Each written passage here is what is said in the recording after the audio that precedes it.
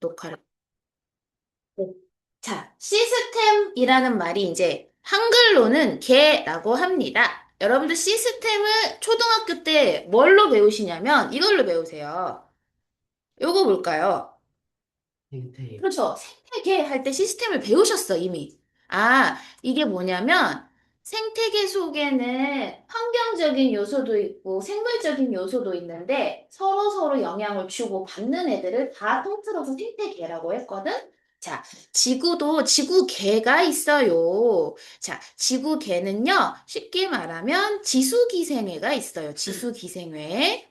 자, 직권, 수권, 기권, 생물권, 외는 외권. 그쵸. 그런데 오늘 우리가 주목할 부분은 어디냐면 직권인 거죠, 직권. 그럼 나머지들은 차차 여러분들이 배우시겠죠. 그쵸? 자, 근데도 간단하게는 어떤 것들이 있는지 짚고 넘어갑니다. 일단 외권 이러면 바깥이에요. 근데 이거 엄밀히 따지면 요즘에 여러분들 그거 천궁 보신 적 있어요? 실제 가서 보시진 못하겠지만 뉴스에서 사실 그러면 안 되지만 그거 이제 막 날아오는 미사일 확 요격하잖아. 걔가 다 격추시키잖아. 공중전으로. 그쵸? 막 짜릿짜릿하잖아. 그쵸? 아, 전지는 무섭지만. 네. 어쨌든 그렇게 일어나고 있는 그 공간도 사실은 외권이에요. 거기도 사실은 지구 대기권의 완전 바깥이 아니라 열권 쪽, 맨 밑쪽은 우리가 그냥 거기서부터 다 외권이라고 합니다. 에너지, 달의 인력, 이런 것들 모두 다 우리가 외권에 넣고 있다라는 거예요. 그냥 달 자체가 아니라 달의 인력, 뭐 태양 자체가 아니라 태양 에너지 그런 것까지 우리가 다 같이 고려할 것이다라는 거고요. 직권은 자, 이거 잘못 나왔네요. 죄송합니다. 요거 기권입니다. 기권. 선생님이 오타가 있었네요. 기권. 기권은 그냥 공기가 아니라요. 지구를 둘러싸고 있는 대기층을 기권이라고 해요. 그러니까 영어로는 기권 그러면 그냥 에어가 아니라 어텀스피어 이런단 말이야. 그쵸? 어트모스피어. 애트모스피어. 선생님 발음이 좀 너무 훌륭하죠? 아트모스피어가 독일어야? 자, 그래서 그 기권이 있기 때문에 이런 거 호흡도 하고 X선, 자외선 이런 거 차단도 해주고 그쵸? 그다음에 수권 그러면은 우리 물이 존재하는 영역인데요. 사실 이 빙하도 수권에 들어갑니다. 왜냐? 물이 얼어있는 상태니까. 근데 수증기는 수권에 안 들어갑니다. 어디 들어갈까요? 그렇죠. 수증기는 여기 들어갑니다. 네, 그거 그냥 참고로 알아두세요. 기권은 수증기 없으면 말이 안 돼요. 네, 그걸로 다 기상현상이냐 다 설명이 되니까. 이제 오늘 우리가 주목하고 싶은 직권. 네, 이거는요, 표면 플러스 내부입니다. 네, 지구의 표면, 그리고 그 속에 있는 것들 다 직권이라 하고 있고요. 마지막 생물권. 생물은요, 다양한 곳에 서식하고 있다는 것도 알아두시면 되겠어요. 여러분들 얘네들이 서로 영향력이 있다라는 거를 하나 보여주는 사례가 네, 그냥 한번 보시면 사하라 사막에서 이런 모래 폭풍이 한번 일어났었대요. 뭐 잘 일어날 수 있잖아요. 그 먼지가 대서양을 건너갑니다. 그래서 아마존까지 갑니다. 근데 그 먼지에 이런 영양분이 많아서 그 사하라 먼지가 비료 택배 역할을 해주고 있다. 이런 것들이 서로서로 관련이 있다라는 얘기죠. 그래서 우림이 그렇게 풍성할 수 있었다라는 얘기예요. 이해되셨어요? 지금은 너무 막 개발을 해가지고 조금 안 좋은 상태지만 그래서 그 아마존이 그렇게 풍성할 수 있다라는 거를 한 예로 보여주고 있는 겁니다. 자, 그리고 네. 요런 것도. 사실 이 나무가 대부분 산소를 이제 만들고 있다라고 생각할 수 있지만 실제로는 바닷속에 누가 식물성 플랑크톤. 그 친구들 대단한 친구들이거든요. 거의 절반 이상 만들고 있다는 애들이라는 거. 그래서 생물권과 수권과 이렇게 서로서로 영향이 있다. 기권까지. 그쵸? 공기 영역까지 다 영향을 주고 있기 때문에 이거를 우리가 대충 산소가 왜 부족하지 이러면 나무만 생각하면 안 된다는 얘기죠. 그쵸? 나무 말고도 바닷속에 뭔가 변화가 있었나 보다라는 거를 같이 생각해야 된다라는 거. 지구계를 생각하실 때. 바로 빌드업 나왔네요. 네, 요거 빈칸 한번 여러분 채워보실게요. 어렵지 않거든요. 근데 의외로 또 말이 좀 안 만들어져서 어렵거든요. 네, 한번 해보겠습니다.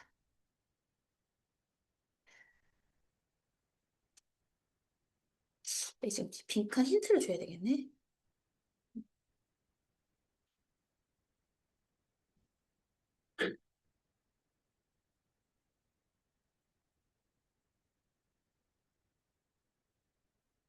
같이 해볼까요? 지구계가 외권도 있고, 네, 기권이 있고, 네, 그다음에 수권, 직권, 네. 왜 자꾸 뜨지? 자꾸 떠서 안 되겠네요. 네, 직권도 있다. 이걸로 해야 되겠다. 그다음에 여러분들 그 지구상 물 대부분이 어디에 분포할까요? 바다. 그쵸. 바다에 분포를 하고 있고요.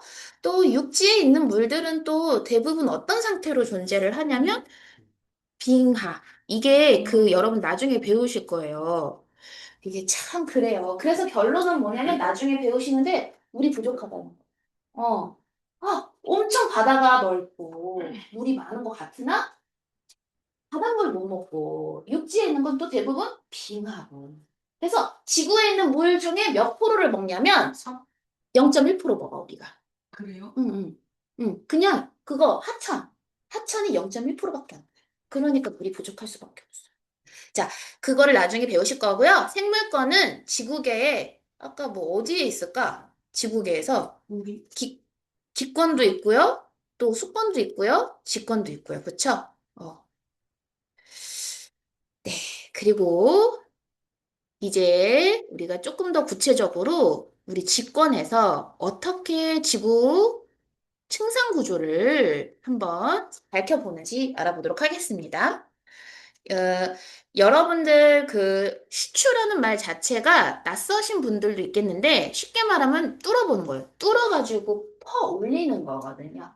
그래서 이 친구들이 보통 땅속도 파고 무슨 서도 있는 장소도 파고 해서 파 보는데 선생님 같은 경우는 이제 예전에 우연히 카이스트 대학교에서 연구실에 시추된 그 불타는 얼음이라고 혹시 들어보셨나요? 어디에 있냐면 독도 앞바다에 매장된 연료 있잖아요. 그 불타는 얼음을 시추해 놓은 거를 좀 봤었어요. 진짜 얼음같이 생겼어요. 근데 이렇게 조사가 돼요. 이렇게 해서 원기둥 형태로 이렇게 그냥 파 올려. 그리고 이런 거, 그런 남극에 가면 그런 빙하들도 그렇게 퍼올려가지고, 과거 조사를 하거든요. 네. 그런 것처럼 지구 내부를 조사할 수 있는 방법인데요. 직접 뚫다 보니까 어떠겠어요, 이제. 깊게는 못해요. 그래서 한계가 좀 있다라는 거고, 네. 이거는 직접 보는 거죠.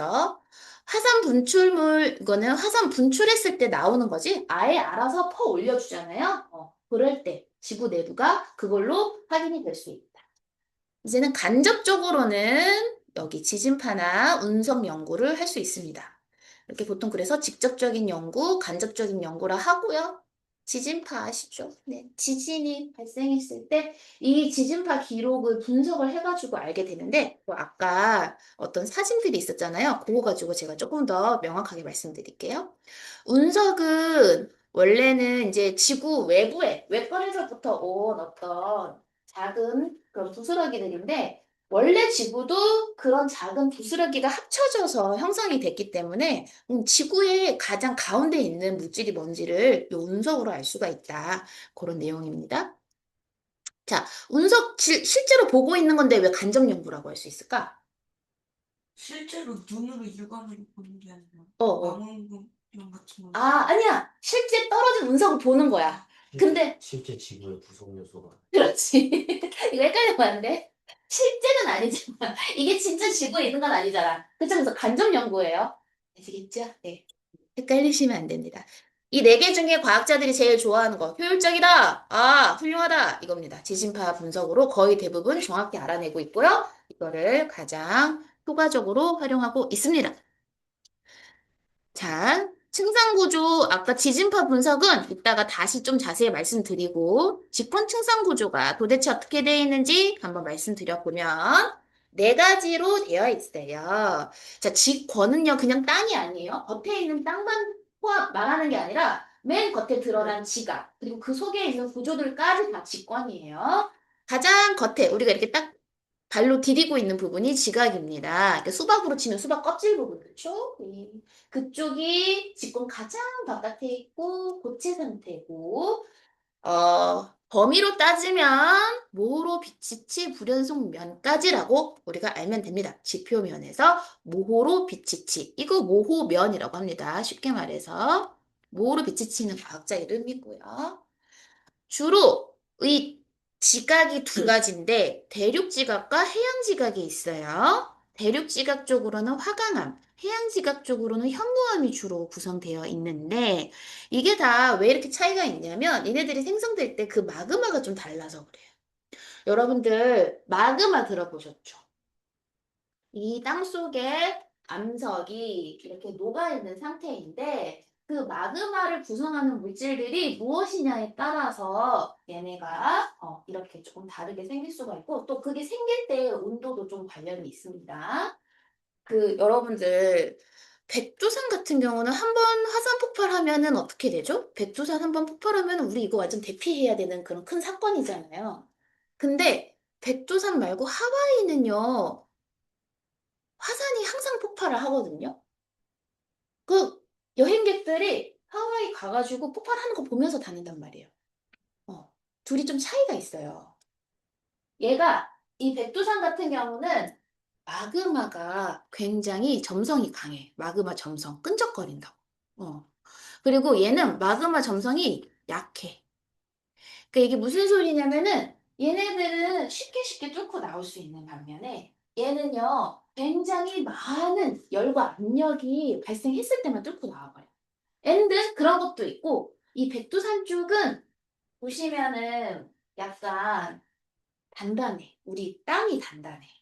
그러니까 한 번 뚫고 나올 때 굉장한 힘과 압력으로 뚫고 나오니까 약간의 이벤트가 좀 어마어마해진다. 네, 하와이랑은 조금 그렇게 마그마의 차이가 있어서 네, 그렇게 생길 수 있다. 자, 지구 전체의 80%를 차지하고 있는 멘틀은 사실 좀 더 밀도도 크고요. 고체 상태거든요. 네, 고체 상태인데 그거 기억해 주셔야 돼요. 이거 배우신 분들은 아시죠? 흐른다는 거. 흐릅니다. 흐르는 액체. 고체. 네, 흐르는 고체예요. 액체 상태인데 흘러. 고체. 고체인데 흘러. 네, 흐르는 고체입니다. 음. 여러분들 보통 상태를 이야기할 때 세 가지 말을 하잖아요. 기액고라고 하죠? 기액고, 기체, 액체, 고체가 있는데 원래 이 액체 그러면은 중요한 성질이 흘러요. 기체도 흘러요. 근데 고체는요, 흐르지 않고 굉장히 규칙적으로 배열돼 있어요. 그럼 요 중간에 요 멘틀은 어떤 느낌이냐면 굉장히 규칙적인데 흐르는 거야. 흐르는데 규칙적으로 흐른다고 보시면 돼요. 어, 그런 차이가 있는 거예요. 쉽게 말해서 여러분 액정 들어보셨죠? 액정. 너희들 쓰고 있는 화면, 액정. 액정이 요 중간 상태. 흐르는 고체. 이해되셨어요? 네. 기체보다 좀 더 활발하게 흐르는 애들이 이 친구거든요. 오, 맞았어. 플라즈마라고 하거든요. 얘는 왜 기체라고 하지 않냐면 기체처럼 자유로운데 전기를 띠고 있어. 이온 상태거든. 그러니까 우리가 그냥 기본적으로 중학교 때는 고액기가 상태인데 그 어떤 물질의 상태인데 그 중간중간도 좀 있다라는 거. 특히 멘트는 고체지만 흐른다는 거. 헷갈리시면 안 돼. 그렇다고 막 빨리 흘러? 아이, 그렇진 않아. 절대 빨리 흐르진 않아. 하지만 흐르는 건 팩트야. 알겠죠? 자, 그 다음에 멘틀 아래쪽에는 뭐가 있다? 핵이 있습니다. 이거 뭐야? 네. 핵이 이제 멘틀 아래에서 중심까지의 층을 말하는데요. 보통 철, 니켈. 얘네들 어떤 애들이에요? 굉장히 무거워. 무거운 애들.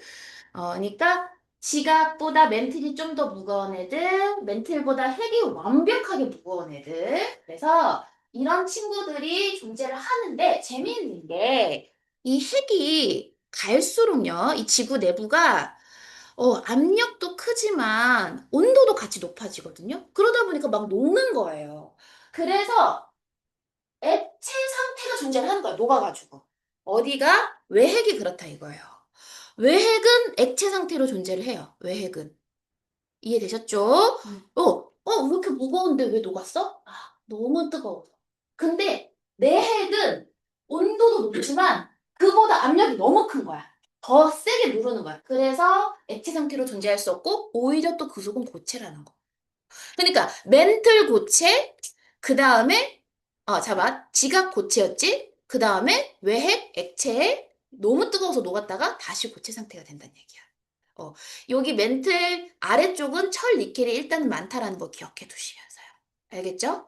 그래서 외핵과 내핵의 공통점은 철 니켈이 많은데 얘는 그나마 온도가 너무 높아져가지고 뜨거웠다가 여기는 온도 플러스 압력까지 세. 이거 다 세. 그래서 도저히 액체로는 못 있어.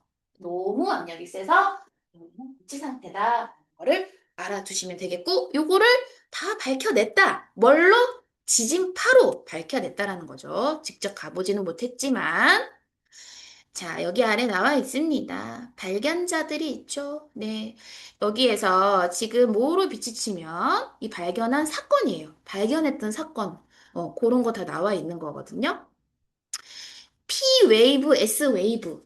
여러분들 지진파에서 두 가지 있는 거 아시죠? 네. P파, S파. 그쵸? P 웨이브는 좀 비교적 다 가죠. 보니까. 여기가 이렇게 지진이 발생을 하면 거의 다 갔어요. 이렇게. 네.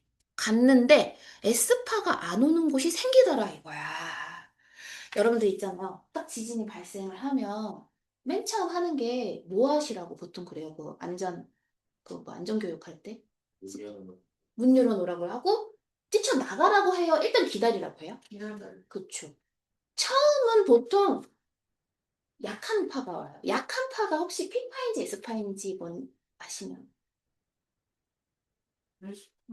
S, 이게, 봐봐. S 요 모양 그대로 S파가 요렇게 오거든? P파는 앞뒤로. 얘가 더 지랄 맞아. 얘가 더 무서운 애야. 그래가지고 피파 먼저 약하게 오잖아? 그럼 일단은 좀 쑥으려서 숨어 이거야. 그랬다가 얘가 언제 오냐면 한 11초 뒤에 와요. 그때 뛰쳐나가라는 거야. 11초 만에. 에스파 오기 전에. 그래서 보통 두 가지인데 에스파가 안 오는 경우도 있다 이거예요. 이해되셨어요? 안 오는 영역이 있는 거야. 조사해보니까. 그때는 이 지구 내부가 뭔지 몰라. 근데 안 오는 거야. 걔가 바로 지구 내부가 좀 달랐구나라는 걸 거기서 알아낸 거예요. 이해되셨나요? 네. 지구 내부에 외핵이 있으니까 액체를 통과 안 하거든. S는 액체 통과 못해. 액체 통과 안 하니까 안 오네? 이상하네? 피파는 오는데 안 오네? 여러 가지 데이터 분석을 해보니 지구 내부가 달랐구나라는 걸 알아낸 거죠. 자, 우리 개념 빌드업 한번 또 해보겠습니다. 직권 가장 바깥에 있는 층 아시죠?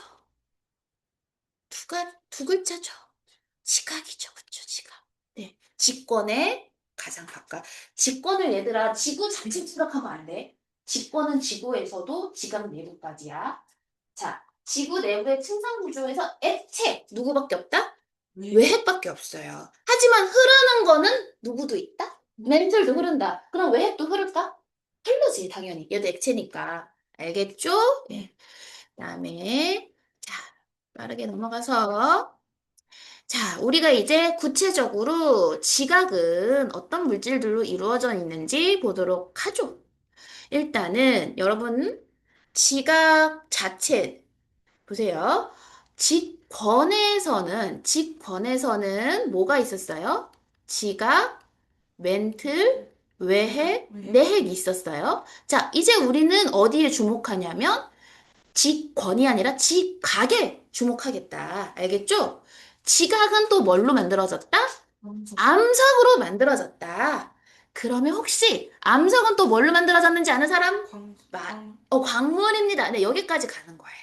알겠죠? 네, 여기까지 흐름이 나는 지구계에서 직권을 배웠고 그 중에 지각, 그 중에 암석, 그걸 이루고 있는 광물까지 가겠다는 얘기예요. 자, 갑시다. 암석을 이루고 있는 친구들이 있는데 엄청 많거든. 종류가 몇 총종이래? 여기 보이니? 찾았니? 천. 유총종이야. 이거 다 배우면은 우리는 시험 못 봐. 그래서 어떻게 할 거냐? 조암 광물. 기억하세요. 조암 광물. 중요한 광물만 배울 것이다. 조암 광물. 자, 조암 광물 1인자가 장석, 2인자가 석영. 얘가 거의 절반. 그 다음 한 절반. 그 다음 이렇게 갑니다. 장석, 석영 기억해 주시면 좋겠고요. 이 친구들이 광물들이래. 근데 얘네들을 구분할 수 있는 방법이 있대. 그게 바로 광물의 특성이래. 자, 광물의 특성에 어떤 것들이 있느냐? 바로 색깔. 색깔 자체도 특성이 될 수 있어요. 네. 그리고 조금 특이한 색깔, 좋은 색, 굵기, 자성, 염산 반응을 알아보겠대. 아시겠죠? 네, 이거 기억을 해봅시다. 이제 내려갈게요. 네. 자, 그러면 이렇게 누가 장석이고 누가 석영인지 어떻게 알았니? 색깔 보고 알 수 있다. 근데 이런 애들이 있대. 봤더니 겉으로 색깔은 노란 거야. 근데 좋은 판에 긁어보면 색깔이 달라지는 거야. 좋은 판에 긁어보면 까매져. 이 여러분 조음판이라고 하는 거 학교에서 혹시 보신 분 있으세요? 실험하셨어요. 이 조음판이 초벌구이판 같은 거거든요. 이렇게 도자기를 만들 때 그냥 한번 굽고 요약 안 칠하고 그냥 꺼낸 거야. 근데 이 조음판에다가 그냥 이렇게 도자기 판 같아. 그러니까 요약이 안 칠해진 매끈하지 않은. 긁어보면은 이런 색깔이 나와 실제로. 어. 겉으로는 다 노란데 이렇게 색이 조음판에서 달라지니까 구별할 수 있다 이거죠. 그쵸? 네. 이렇게 좋은 색으로도 구별을 할 수가 있고, 또 자성, 자철석 같은 경우는 자성이 또 있어요. 네. 그래서 클립 같은 게 갖다 붙습니다. 자, 그리고 아까 말했던 염산 반응. 자, 염산 반응하는 걸 앞으로 계속 누가 나올 거냐면, 첫 번째는 염산 반응하는 친구가 방해석이라는 광물이고요. 이거 광물 이름이에요. 그리고 방해석이 조금 모여가지고 석회암이 되거든요. 얘도 염산 반응을 합니다. 그리고 또 석회암이 변신을 하거든요. 맞아요. 대리암이 돼요. 걔도 반응을 합니다. 쭉쭉쭉 같이 기억해 두세요.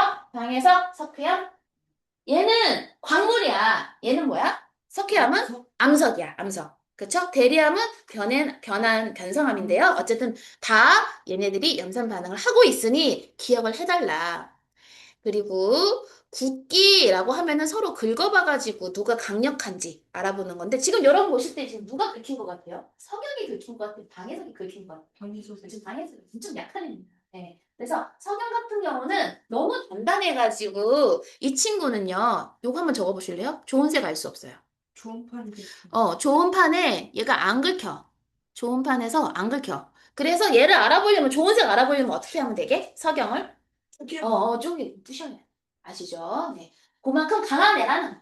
그래서 석영하고 방해석은 이런 식으로 비교할 수도 있고, 석영과 방해석을 구분하는 방법도 뭐 하면 되겠어요? 서로 아니 굵기 비교, 그렇지, 염산 반응하면 되겠죠. 둘 다 가능한 방식이라는 거. 이런 거 딱 시험 문제 나오기 좋겠지? 쟤네들 구분하는 방법 두 개 골라봐. 염산, 그 다음에 굵기. 이렇게 할 수 있다. 아시겠죠? 네. 자, 요 색깔을 외워야 되느냐? 사실 색깔을 나오진 않거든요. 네, 색깔까지 외우실 필요는 없을 것 같습니다. 대략 밝은 광물에 장석 석영이 조금 해당이 되고 어두운 광물에는 흑운모 같은 애들. 네. 근데 또 흑운모 재밌는 점이 있어. 여긴 안 나왔는데. 잘그 쪼개질 때 일정한 일정하게 쪼개지고 또 흑운모 좋은 색이 흰색. 흰색이에요. 맞아. 흑운모가 좀 그런 특징이 있어요. 적어놓을까? 흑운모 좋은 색은 얘는 색깔이 까만데 흰색을 갖는다. 흰색, 좋은 색이 흰색이란 점이 약간 특이합니다. 판상형 구조고요. 판상형 구조고. 자, 여러분들이 또 빌드업 하고 넘어가도록 하겠습니다. 암석 이루고 있는 게 뭐니? 광물가루가 뭐니? 네. 요거는 이야기를 안 했었네. 이거는요. 얘가 산성이잖아요. 그러니까 사실 여기는 이 그런 탄산 그 물질이 있어서 어떤 기체냐면 CO2 나오거든요. 네. CO2 반응을 발생을 합니다. 네, 이건 CO2고요. 암석이 이루고 있는 작은 알갱이를 뭐라고 한다? 네, 광물입니다, 그게. 그리고 그 광물 가루의 색이 뭐다? 그게 이제 좋은 색이다라고 하셨죠? 예. 자, 빨리빨리 진행을 해서. 자, 그 광물이 모여서 된 게 암석이에요. 이 암석은 크게 어떻게 이루어져 있느냐? 세 가지로 이루어져 있습니다. 근데 그 암석 이야기 하기 전에 이 암석을 어디에 쓰고 있는지, 광물을 어디에 쓰고 있는지 활용하는 거 조금 먼저 짚고 넘어가 보도록 할게요.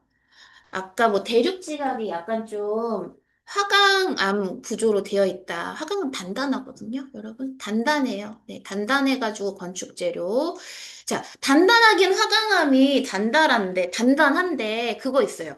현무암 있잖아요. 현무암이 이상하게 그 밀도는 또 커요. 그거는 나중에 조금 혹시 헷갈리게 할까 봐, 네, 밀도는 얘가 더 큽니다. 단단하기는, 그러니까 그 구조상 단단할 수 있잖아요. 단단하기는 화강암이 단단하고 현무암 밀도가 커요. 이게 사람들이 현무암이 이렇게 구멍이 뚫려 있으니까 가벼운 느낌이 있나 봐. 그냥 구멍이 뚫려 있을 뿐이야. 나머지는 되게 단단하게, 아니, 밀도가 많이 뭉쳐 있습니다. 네. 그 다음에 편마암 줄무늬가 있거든요. 혹시 편마암에 줄무늬 왜 있는지 아시는 분? 편마암에 왜 줄무늬 있을까? 이 옆니를 여기 쌓여서. 쌓여가지고 뭐 받으니까? 압력 받으니까. 그 압력이 어떤 방향으로? 위에서. 그, 아, 무슨 방향인 거죠? 지금 생긴 게? 수직하죠, 수직. 그쵸? 이 압력이 수직한 방향, 줄무늬가 그 줄무늬 멋있잖아. 그걸로 이제 정원석에 많이 쓰인다는 얘기. 석회암은요, 시멘트 원료예요. 알고 계셨나요? 네. 대리하면요, 조각상, 이것도 이제 약간, 이 조각상 만들 때 또 너무 단단한 걸 못 하잖아. 그쵸? 화강 같은 걸로. 네. 그래서 이걸로 활용을 하고 있고요. 광물이 이제 대표적으로 석영이 유리, 반도체 들어가는 친구들이고, 리튬이 배터리 쓰이고, 황동석이 전선 만드는 데 쓰이는 친구였네요. 자철석은 이런 건축 재료. 고령토로 도자기도 만들고 고령태로 우주산업에 많이 쓰이죠. 그다음에 네오디뮴 강한 자성으로 전기자동차 모터에 쓰였다. 모터에 왜 자석 들어가는지 아시는 분? 돌리려고. 돌리려고. 맞아. 이게 여러분 모터에 자석이 있어서 자석 사이에 전선이 있으면 아무튼 나중에 배우실 거예요. 전선과 자석이 서로 그 전자기력을 발생해서 돌리게 돼요. 네, 아무튼 자석이 있어야 돼요. 강력한 자석이 필요하네요. 자, 그리고 알루미늄 단단하잖아요. 그쵸? 그래서 로켓, 로봇 이런 데 많이 쓰이고 있다.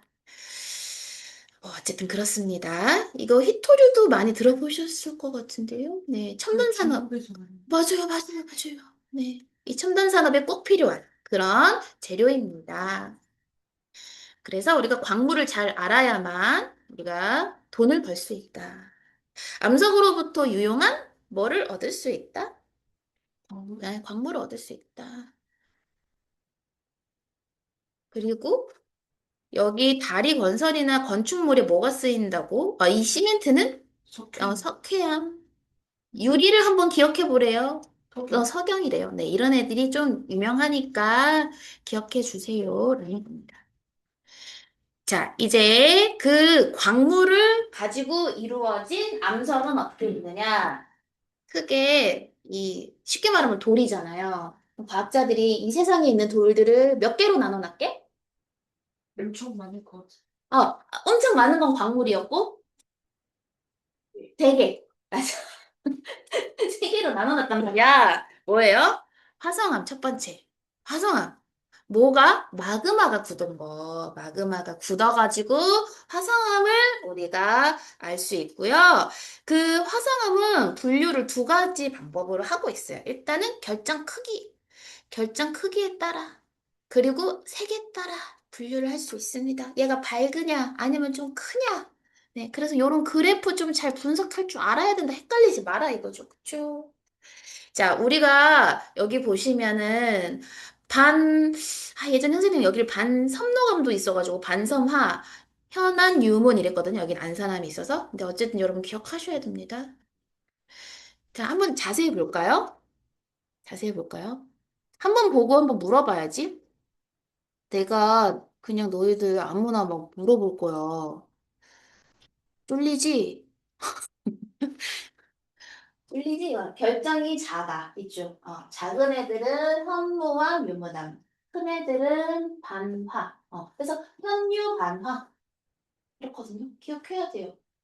좀 쉽게 해볼까? 없어. 그냥 기억해. 현유, 반화. 네. 화강암이 좀 밝은. 화강암이 약간 하얗고 검은 점들이 있는 친구들하고 현무암은 어두운 거 딱 인식 있잖아. 까만해. 돌하루방 다 까맣잖아. 좀. 어둡고, 근데 좀 이 친구는 결정이 작고.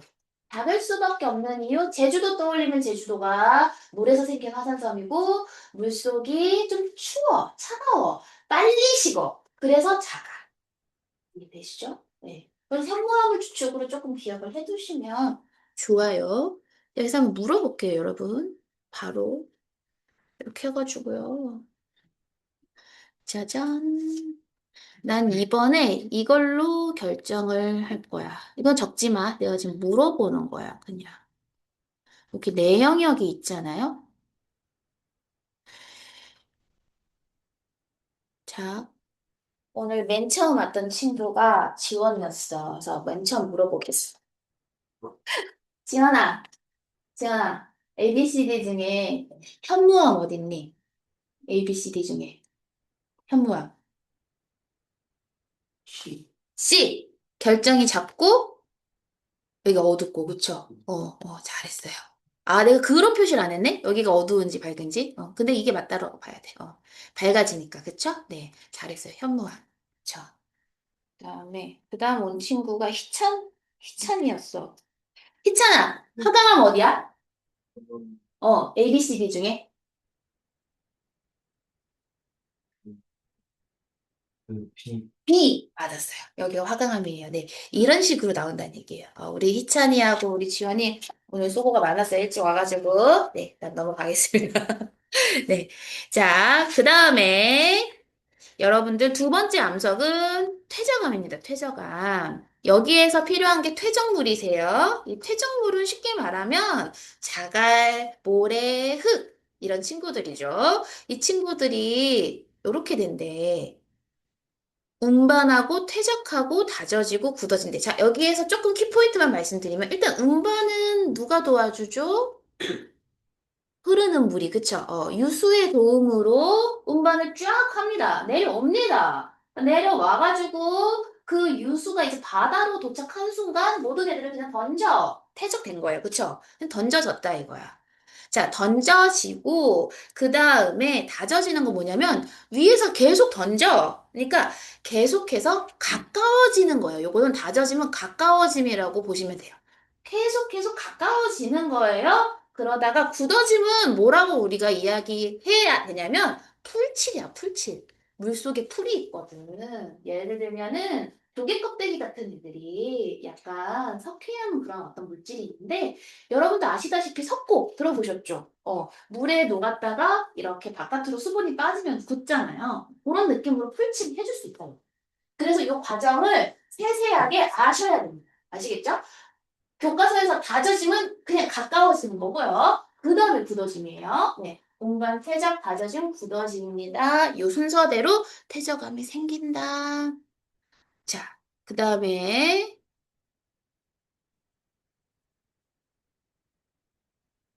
여러분들 요게 지금 보시면은 변상함인데 퇴적감 어디 갔어?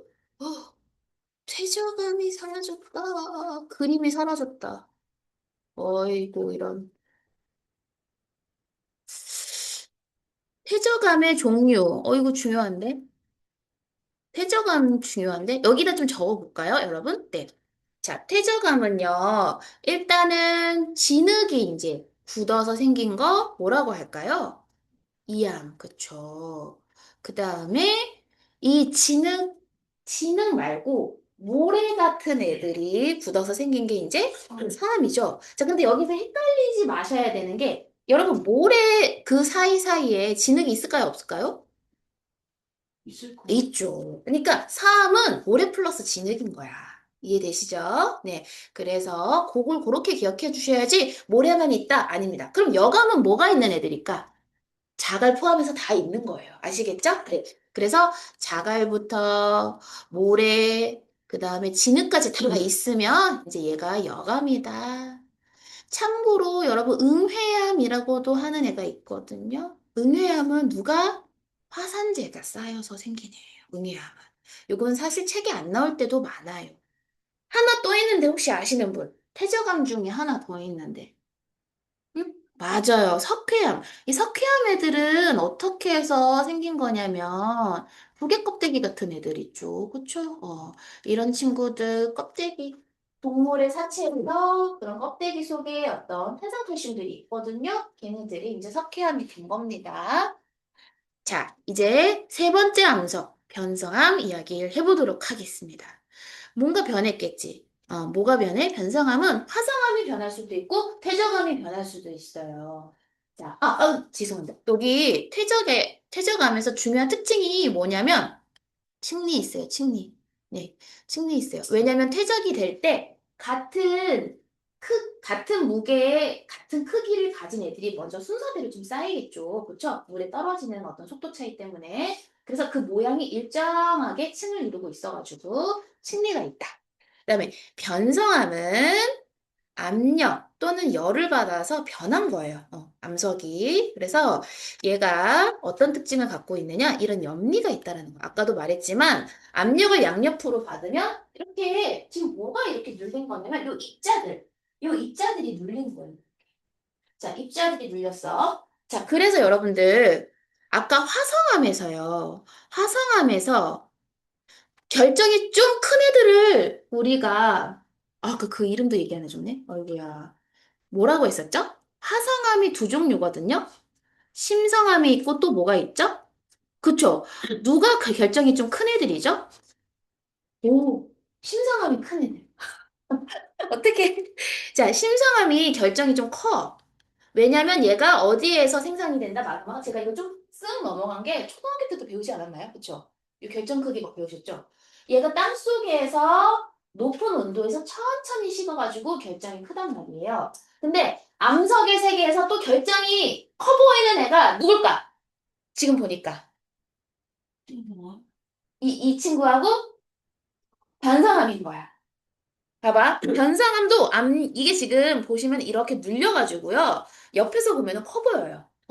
커 보인다. 그래서 이것도 결정이 커 보이는 효과지. 결정이 커 보이는 편인 거예요. 그래서 딱 봤을 때 결정이 커 보인다 그러면 이렇게 염리 때문에 변상함이다 아니면 화성함이다. 화성함에서도 심성함이 결정이 크다. 이 두 가지를 동시에 생각하죠. 아시겠죠? 네. 항상 압력하고 수직 방향으로 생긴다는 거. 그쵸? 이렇게 수직 방향. 그런데 그것도 있어요, 여러분. 이 변성암 중에 열만 받아서 생긴 애들도 있어요. 압력보다도. 네, 그거 아래에서 구분을 해드릴게요. 그것도 차이를 두셔야 됩니다. 자, 봤더니요. 규암이나 대리암도 변성암인데 줄무늬 없는데요. 그쵸? 줄무늬 왜 없을까요? 열만 받은 거예요. 아시겠죠? 네. 높은 열을 받았고 압력은 없는 거예요. 그러니까 염리 없습니다. 아시겠죠? 염리 없다고 무조건 변성암 아니라고 하면 안 돼. 이름도 요거 기억하셔야 되거든요. 사규석대, 그쵸? 강한 마음 이렇게 외웠었는데, 네. 이암은 중간에 한번 편암이 됐다가 다시 편마암. 네. 이렇게 둘 다 같은 편마암이 될 수 있습니다. 이것도 기억해 주셔야 돼요. 편마암 되는 과정 두 가지 있다. 화강암 또는 이암. 둘 다 될 수 있다. 그리고 얘네들은 둘 다 염리가 없다. 할 수 있겠어요? 자, 아까 석회암, 대리암이 무슨 반응한다고 했었죠? 염산 반응한다. 네. 그런 것들을 여기서도 적용을 하셔야 됩니다. 그러니까 문제에서는 이런 애들을 다 섞어주겠지만 구분해봐. 그렇죠? 이 줄무늬 있네? 변성암이겠지? 막 이러면서. 그쵸? 줄무늬는 없지만은 염산 반응이 있네? 얘 그럼 대리암이거나 석회암이겠다? 막 이러면서 우리가 판단을 하셔야 되겠다. 돌을 다 배우셨는데 중요한 건 그 돌들이 순환을 한대요. 지구에서. 근데 그 순환 기간 일단 길겠고요. 특히 타임 거의 뭐 44학년 동안 네. 굉장히 긴데 이 친구들 보시면은 마그마가 이제 굳어서 생기는 화성암.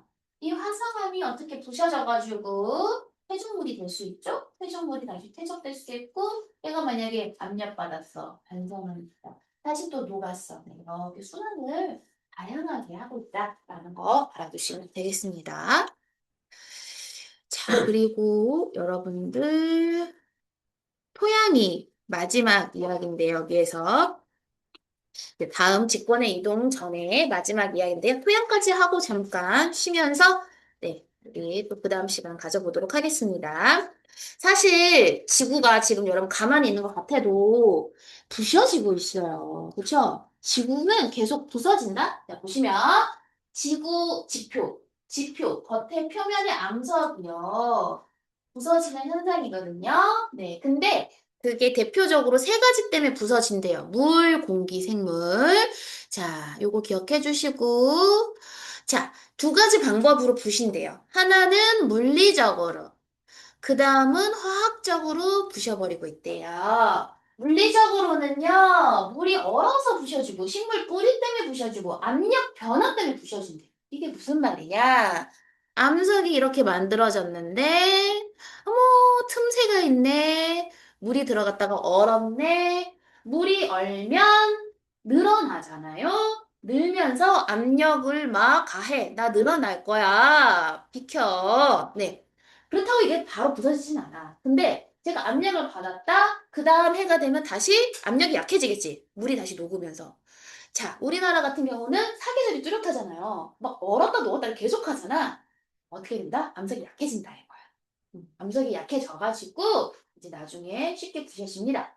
물이 어는 작용으로 그렇고요. 일단 물이 있는 지역이 그래야 되잖아요. 우리나라는 대표적이야. 비도 와야 되고 얼었다 녹았다 해야 되고 이럴 때 날씨의 영향을 받습니다. 자, 그 틈에 뭐가 올 수도 있다? 식물에 씨앗이 들어올 수 있죠. 씨앗이 이제 뿌리를 내려가지고 막 자라려고 하네요. 그래서 그 뿌리가 자라는 힘으로 이 암석이 약해질 수 있다. 마지막 압력 변화는 뭐냐면 이 암석들이요 땅속에만 있다가 이렇게 튀어 올라올 수 있어요. 자, 이 얘기는 다음 단원에서 이야기를 할 건데 왜 계속 올라오느냐? 누구 때문인가요, 여러분? 지각 아래 네. 판, 맞죠? 그럼 멘틀이 움직이면서 만나는 곳에서는 밀어내잖아요. 그래서 히말라야도 사실 그렇게 해서 올라온 산맥입니다. 자, 그러다 보니까 올라올 수가 있어요. 올라왔더니 이 암석이 깜짝 놀라는 거야. 이 땅 속에 있을 때는 아까 봐봐. 땅 아래로 내려갈수록 압력이 어떻게 돼? 세지니까 막 내 핵은 어마어마하잖아. 그치? 압력이 겁나 셌다가 땅 위로 왔더니 공기야. 압력이 너무 약해. 그러면 얘는 요 거대한 압력에 적응하고 있던 애가 이렇게 작은 압력을 받으면 스스로 자기 안에 있는 압력 때문에 부셔지는 거야. 이해되셨어요? 그게 압력 변화에 의한 작용이야. 알겠지? 땅속 압력에 비해서 공기 압력이 너무 작으니까 지가 팽창. 이것 때문에 구름도 생기잖아, 여러분. 구름도 공기가 올라가야 생기거든요. 근데 공기가 자기가 느끼던 압력보다 저 위가 너무 약한 거야. 근데 공기가 팽창해. 그래서 식어. 그래서 구름이 거기에 생기는 물방울이 생겨버리는 거예요. 자, 두 번째, 성분이 변해. 이 성분을 변화시키는 화학 반응은 특히 지하수가 대표적인데, 이 지하수, 특히 이 지하수가요, 뭐가 많냐면 CO2가 많이 녹아 있어요. 음. 자, 산성이야, 약간. 그러면 특히 이런 친구들이 어디를 지나가느냐, 석회암 지대 같은 데 지나가면 다 뚫고 가버리는 거, 녹이는 수준이야, 완전. 그래서 이 지하수 때문에 암석이 풍화된다. 공기, 화학작용, 이거 대표적으로 누굴까? 이것 때문에 변하는 암석이 누굴까? 그, 이게 이제, 여러분, 화성, 빨갛잖아요, 화성. 철. 산화시키는 거죠. 산화철 만드는 거죠. 네. 공기에 산소가 철을 녹슬게 만들죠. 산화철 녹슬면 약하거든요. 네. 하나 쓸데없거든요. 자, 마지막 이끼 되게 재밌는 식물입니다. 이끼가 식물인 거 아시죠? 네, 식물이에요. 얘가 씨앗 있어요? 없어요. 후자로 번식해요. 굉장히 허등해. 근데 이 친구 없으면 여러분도 없어. 이게 무슨 소리냐면 이 이끼가 암석에 딱 떨어지는 순간 녹여. 그러니까 식물은 기본적으로 뿌리를 내려야 되잖아. 흙이 있어야 되거든? 물이 있어야 되고. 근데 얘는 없어도 돼. 지가 녹여. 그래서 흙을 만들어. 그렇게 토양이 생기면 다른 식물이 와서 씨앗을 내리고 이제 자라나는 거예요. 태초에 이끼가 다 그걸 작업을 한 거예요. 이게 얘 좋은 게 되게 추운 데서 잘 자라. 그래서 거의 모든 지역의 식물은 얘가 먼저 기반을 닦아놨기 때문이다. 이렇게 풍화가 되고 있고요. 풍화 잘 일어나려면 아무래도 얘가 너무 이렇게 커다란 암석보다 조금 부셔져 있는 상태가 이런 게 좀 더 틈새로 들어가겠죠? 그러니까 표면적이 증가됐을 때 좀 더 잘 일어날 거고 점점 이게 우리나라죠. 강수량도 많고 또 예, 이게 또 공기와 물, 열대지방 같은 데는 화학작용이 일어나면 좀 온도가 높아야 되니까 뭐 그런 것들이 자, 풍화가 일어나는 조건들에 해당이 된다. 그리고 고산지방, 네, 물 너무 기온차가 크니까 잘 얼었다가 녹았다 할 수 있어서 이런 데는 조금 약할 것이다. 그래서 우리나라 같은 경우가 이제 좀 산사태가 잘 일어나는 지역입니다. 산사태. 산사태 일어나지 않게 그래서 그런 것들 많이 토목에서 개발돼 있는데 흙을 약간 이렇게 덮어놓는 거 있잖아요. 네, 이렇게 약간 덮어주고 이렇게 묶어주는 거야 흙들을. 그런 것들을 많이 해야 하는 나라입니다. 자, 이 생성되는 과정을 한번 보시면 원래 그냥 암석 덩어리였어요. 근데 아까 말했던 이끼나 아니면 여러 가지 풍화 작용으로 조금 흙이 생겨. 그러면 그 흙이 생겨서 끝이 아니라 그 중에서도 가장 고운 흙들, 걔네들은 일단 내려온다 이거예요. 가장 고운 흙은 내려옵니다. 여러분들 여기 중간이 가장 고운 흙은 내려와요. 근데 너무 고와서 너무 고와서 뭐가 안 좋냐면 이 친구들은요 너무 곱잖아요. 봐봐. 너희 봐봐. 이게 알갱이가 너무 작으면 물이 통과를 할까 안 할까? 안 하는. 물 머금고 있어. 그러니까 여러분들 모래사장 같은데 막 그냥 신나게 조금 파다 보면 약간 검고 축축한 그거 나오죠. 그거야. 그 친구들이야. 물을 항상 품고 있어. 그럼 물을 품고 있으니까 식물에게 좋을까? 좋지 않아. 식물의 뿌리는요, 숨을 쉬어요. 뿌리로도. 그래서 적당히 물이 없어져야 돼. 그러니까 여기 요 두 번째가 생물 활동이 활발한 층이 될 수 있는 게 아니라 여기 첫 번째 약간 큰 애들, 약간 흙알갱이들이 좀 큰 애들이 더 좋다는 거예요. 이해되시죠?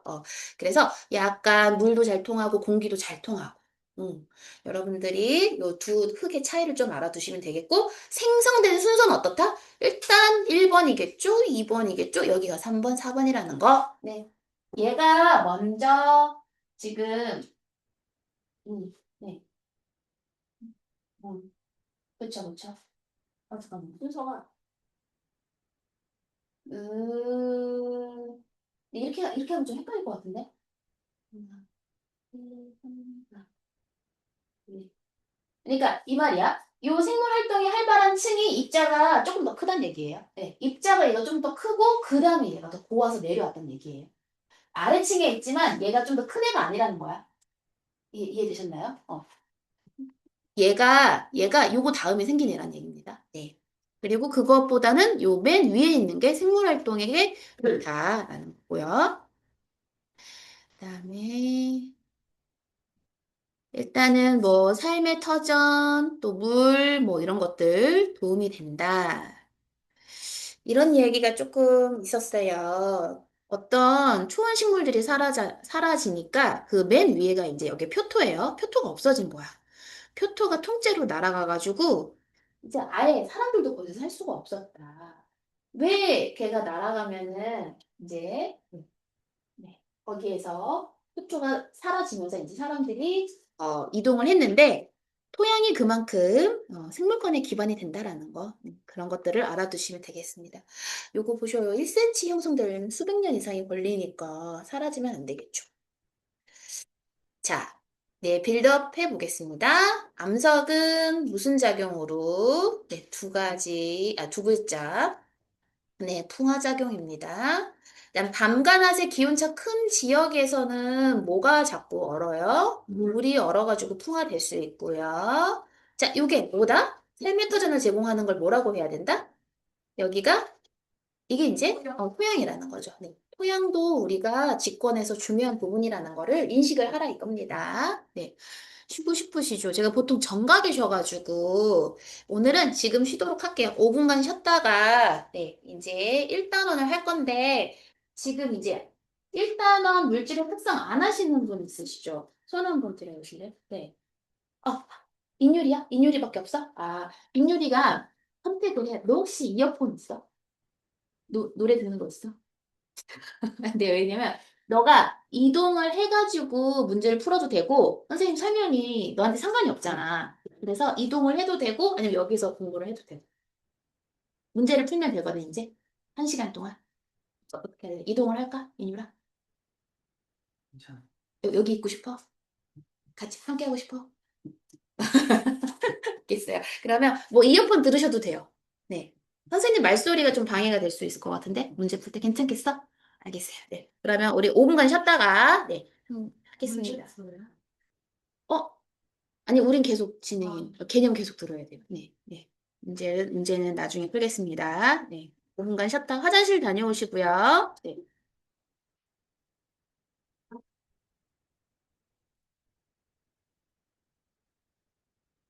꼴안 덥니? 안 더워? 괜찮아.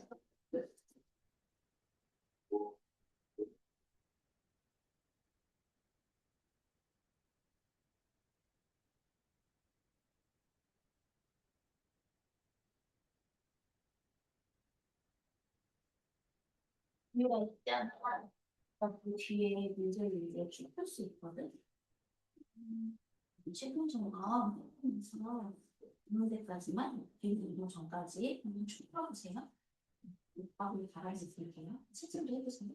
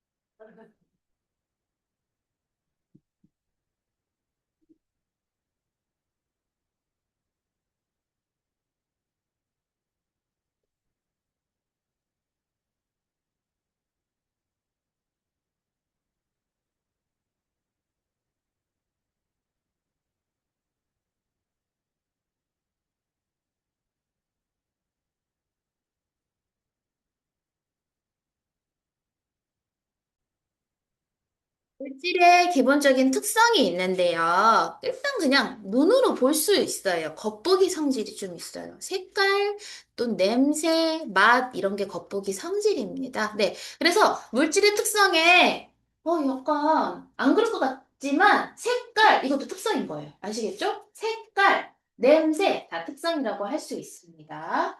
나 지금 설탕하고 소금 이야기 하지만 얘 둘 다 하얗죠. 근데 오히려 나는 얘네도 구분이 좀 되긴 되던데 약간 설탕이 더 반짝거리네. 네, 그렇죠? 별점도. 결정도 좀 달라요. 그리고 재밌는 거. 가열하면 어떨까? 야, 너희들 밀가루, 소다가루 다 섞어놓고 가열하잖아? 설탕 다 섞였다고 쳐봐. 재밌어. 가열했을 때 이 중에 녹는 애는 누구지? 설탕. 맨 처음 녹는 애 녹아. 막 튀는 애는 누굴까? 소금, 소금. 튀어. 왜 튈까, 얘? 안 녹아요. 기본적으로 물 같은 것들을 조금 얘가 이렇게 아, 얻어낼 때, 네, 수분이 있어요. 소다는 혹시 어떻게 되는지 아세요? 조용히 구멍만 나와. 그러니까 소다에서 열분해 돼가지고 이산화탄소 막 나가면서 뽕뽕뽕 구멍 생기고요. 얘는 어떻게 되죠? 조용히 타. 그쵸? 누렇게 탑니다. 네. 그렇게 사실 다 하얗지만 네, 조금씩 또 특성이 있죠. 자, 이제 우리가 절대 달라지지 않는 고유한 성질들에 대해서 한번 구체적으로 알아보겠습니다. 이거는 겉보기 성질로는 구별이 어려울 때 이제 알아보겠죠. 그쵸? 이렇게 다 하얗지만 뭔가 가열을 해본다든지. 자, 대표적으로 밀도 끓는 점, 녹는 점, 어는 점, 용해도 등이 있는 거예요. 사실 요것만 있진 않아요. 내가 요것 먼저 얘기해 볼까? 네. 요거 아래에 이런 얘기 제가 하나 적어놨잖아요. 책엔 없지만 네, 여러분들이 뭐 좀 어떤 생각의 폭이 열리라고 이거 아세요? 점성 아시죠? 점성. 아까 마그마도 점성이 다르다고 했잖아요. 또는 그 금속 같은 경우에는요. 치면은 어떤 애는 잘 늘어나. 어, 잘 늘어나는 애가 있고, 어떤 애는 끊어지는 애가 있고, 막, 그래요. 네, 연성이라고 합니다. 뭐, 이런 특징들이 있어요. 뭐, 요런 것들도 물질의 특성이야. 알겠죠? 근데 그런 거를 다루진 않는 거지. 그러니까 요것만 있는 건 아니라는 거고. 자, 어쨌든 그래서 우리는 다양한 방식으로 그 물질을 구별해낼 수가 있다. 거의 대부분의 물질을. 네, 이건 색깔, 이건 특징. 밀도 본 거죠? 요거는 지금 뜬다라는 거는 밀도 본 겁니다. 네. 요건 뭘 본 걸까요? 설탕 녹여가지고 용해도 본 겁니다. 네. 요런 것들이 이제 물에 잘 녹네. 물에 잘 녹는데 뭐 하얀 다른 가루는 아니겠죠. 그렇죠? 그래서 이렇게 구별을 할 수가 있다라는 거고요. 자, 우리가 개념 빌드업 해보고 넘어갈게요. 색깔, 맛 등 감각기관으로 알아볼 수 있는 것을 뭐라고 할까요? 그냥 겉보기 성질. 그런 거는 겉보기 성질이라고 합니다. 이거 맛이 되게 중요한 게 화학자들 대부분 많이 먹어봐. 알고 계시. 옛날 화학자들 막 독도 먹어. 독을 혀 끝에 대본대. 이 독이네 이렇게. 혀가 마비가 안 돼. 막 이러면서. 네. 맛을 많이 봤어요, 화학자들은. 네. 원래 그러면 안 되지만. 네. 아주 조금 미량으로 봐. 자, 물질 특성이 고유하잖아. 그러니까 양에 따라 달라지면 안 되겠죠. 네. 달라지지 않는다라는 게 핵심입니다. 자, 그리고 첫 번째, 밀도 이야기를 해보자라는 거죠. 요번에 수행평가 보시는 학교 없나요? 밀도 시험 봤어요. 봤어요? 실험도 하고, 음. 자, 다들 만점 받으셨어요? 아, 진짜. 아직 점수 모르시죠? 네. 잘하셨어야 됩니다. 네. 특히 남학생들이 수행평가에서 참 점수를 많이들 잃으셔가지고 안타깝던데, 네. 자, 밀도 이야기를 하는데 왜 갑자기 부피 이야기를 하느냐? 밀도를 알아보려면 부피 측정이 필수라는 얘기죠. 부피는 뭐냐? 공간의 크기다. 자, 요 단위를 다시 한번 정확하게 볼게요, 여러분. 단위 보면요. 세제곱 센티미터. 요런 거. 이게 무슨 말이냐? 이 무슨 말이냐? 이거죠. 요거 1cm짜리 정육면체란 얘기죠. 그쵸? 요 1cm짜리 정육면체가 부피가 요거죠. 그쵸? 여기에 만약에 물을 가득 담았다 쳐봐. 물을 가득 담아서 어디다 부어볼까? 메스실린더. 그럼 그게 바로 얼마다? 1ml다. 딱 그렇게 연결이 됩니다. 얘가 왜 그러는 거예요? 이 친구하고 이 친구가 같은 거예요. 그러면 요거는 어떻게 만들어질까? 1m. 1m짜리죠? 즉, 100cm짜리죠? 이렇게 되죠. 네. 그쵸. 요거 같을까요? 오, 맞아. 맞아, 맞아. 여러분, 이거는 몇 배일까요? 그렇지. 그러니까 내 말 이거야. 야, 1세제곱센티미터였잖아. 얘가 1세제곱미터잖아. 그럼 얘는 몇 세제곱센티미터야? 100만 원이지, 그렇지, 그렇지. 100만이야. 아, 이거 내가 연경 어딨지? 너희가 그 이런 거 좋아. 수학적으로 약간 꼬아내가지고 야, 너희 이거 배웠지? 하고 초등학교 때 배우긴 배웠거든. 근데 기억 안 하거든. 그런 거 나온다. 그런 걸 좋아하시더라니까. 깜짝깜짝 놀래요, 아주. 허를 찔러 아주. 연경돼요. 그래서 엄청 기억하고 있어. 하나 누나가 그래가지고 자꾸 하나씩 틀려가지고 네, 하나라서 하나씩 틀리냐. 수학이 그렇게 꼬아낸다니까. 잘해? 네, 잘 기억해? 자, 그래서 이거는 100만 배예요. 그쵸? 근데 이거는 몇 배예요? 1000배죠, 1000배. 같은 거 아니라는 거 좀. 인식은 하고 계셔야 됩니다. 적어보자. 얜 1000ml야? 100만 ml 아니야? 됐지? 이래도 또 틀리겠지. 자, 여러분, 여기 부피 측정하는 방법 볼게요. 두 가지가 있대요. 아까처럼 직육면체 같이 이뻐. 그냥 이뻐, 모양이. 그러면 규칙적이잖아. 어떻게 하면 돼? 그냥 그 가세 높 곱하면 되지. 그치? 가세 높여주면 되는데, 돌멩이 같이 안 이뻐. 이러면 집어 넣어야 돼요. 어디다? 물 속에 집어 넣자. 그랬더니 돌을 집어 넣으려고 했더니 어떤 일이 발생할 수 있죠? 메스 실린더가 깨져버려. 돌이 너무 무거워서. 그래서 지금 어떻게 한 거야? 실에 매달, 이해되셨어요? 실을 해다가 얘를 이렇게 넣어야 된다. 얘는 왜 철사야? 토르크마개는 왜 철사야? 떠오르잖아. 눌러줘야지, 지그시. 눌러주면 돼. 그래서 철사로 얘는 눌러주는 차원이고요. 얘는 매달아서 집어넣는 차원입니다. 그래서 약간씩 다르다는 걸 보여주는 거고요. 또 문제가 생길 때 있죠. 어떨 때? 이게 돌이 그냥 돌이 아니었어. 암염이었어. 소금돌이었어. 녹아. 그냥 물에 못 넣어. 그쵸? 그러면 어떻게 해야 돼요? 물 말고 다른 액체 넣어서 비교를 하셔야 돼요. 그런 거 조금 인식을 하고 계셔야 됩니다. 자, 여기 뒷페이지 보시면요. 부피 측정할 때 주의할 점, 눈높이 주의하셔야 되겠고요. 네. 어, 지원이도 맞지? 네. 이거 맞지?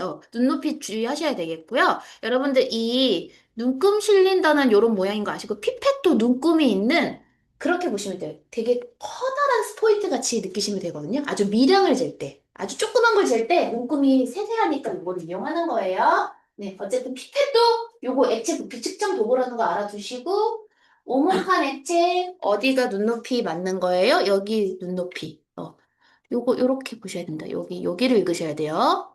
평평한 곳. 자, 요것도 기억해 주셔야 됩니다. 최소 눈금의 10분의 1까지. 이게 무슨 소리예요? 최소 눈금이 여기 40과 50이잖아요. 네. 그래서 10분의 1까지 어리면서 읽어야 된다라는 이야기입니다. 40과 50에서. 그 다음 기체는 어떻게 측정을 할 수 있느냐? 눈에 안 보이니까 이 친구를 물 속에서 한번 모아야 되겠다. 네, 여기에서 모이는 친구들이 바로 기체가 쌓여있다 생각하고 그 부피를 읽어주면 되겠죠. 네, 요것도 부피 측정을 할 때 이게 너무 물에 많이 녹는 친구면 조금 다르게. 그렇죠?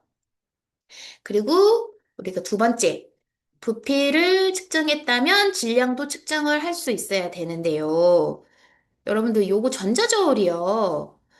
보시면 여기 이렇게 그람으로 나와 있죠? 질량을 측정할 수도 있고요. 이 친구 사실은 무게를 측정할 수도 있어요.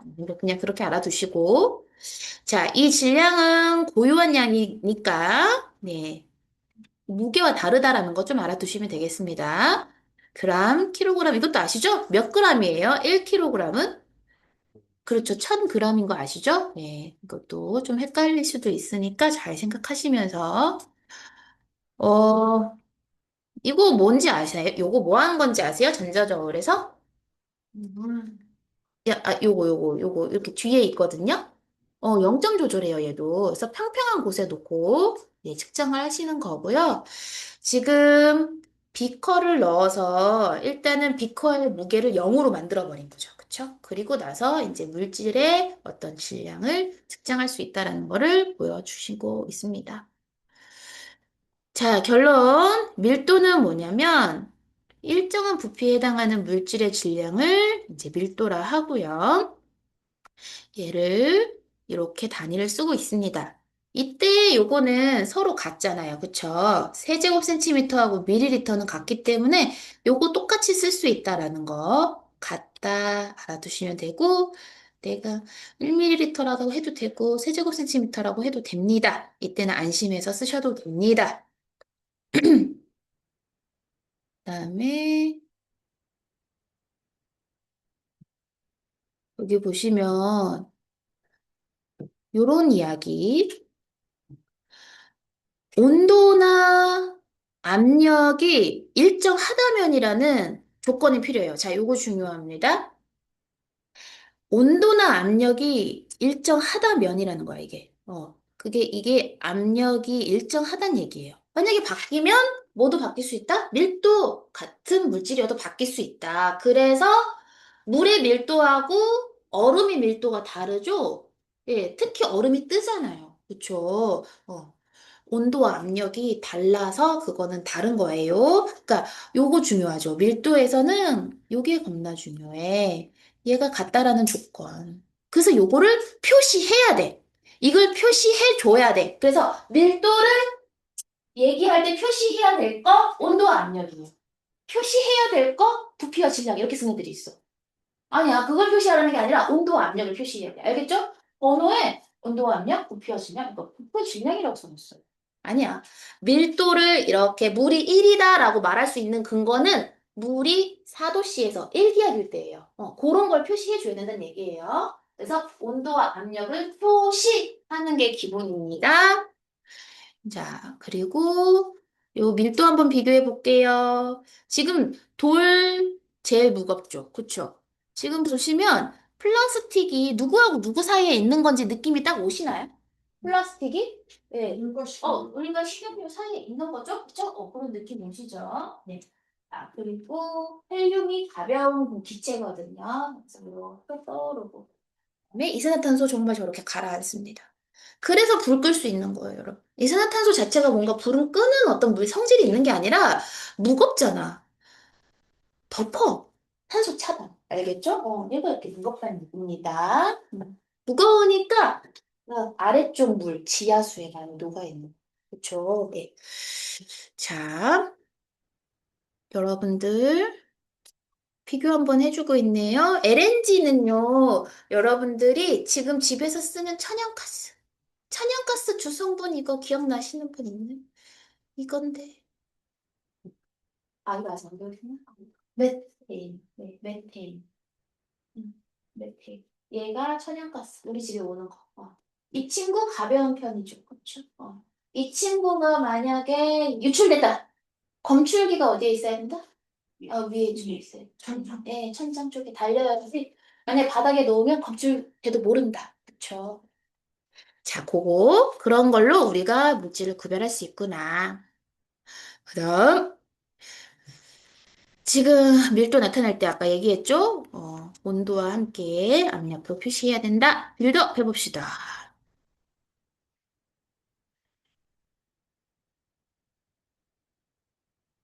네, 특히 기체가 더 심하다는 얘기예요. 기체가 조금 잘 변해가지고 기체일 때는 반드시 표시해줘야 된다.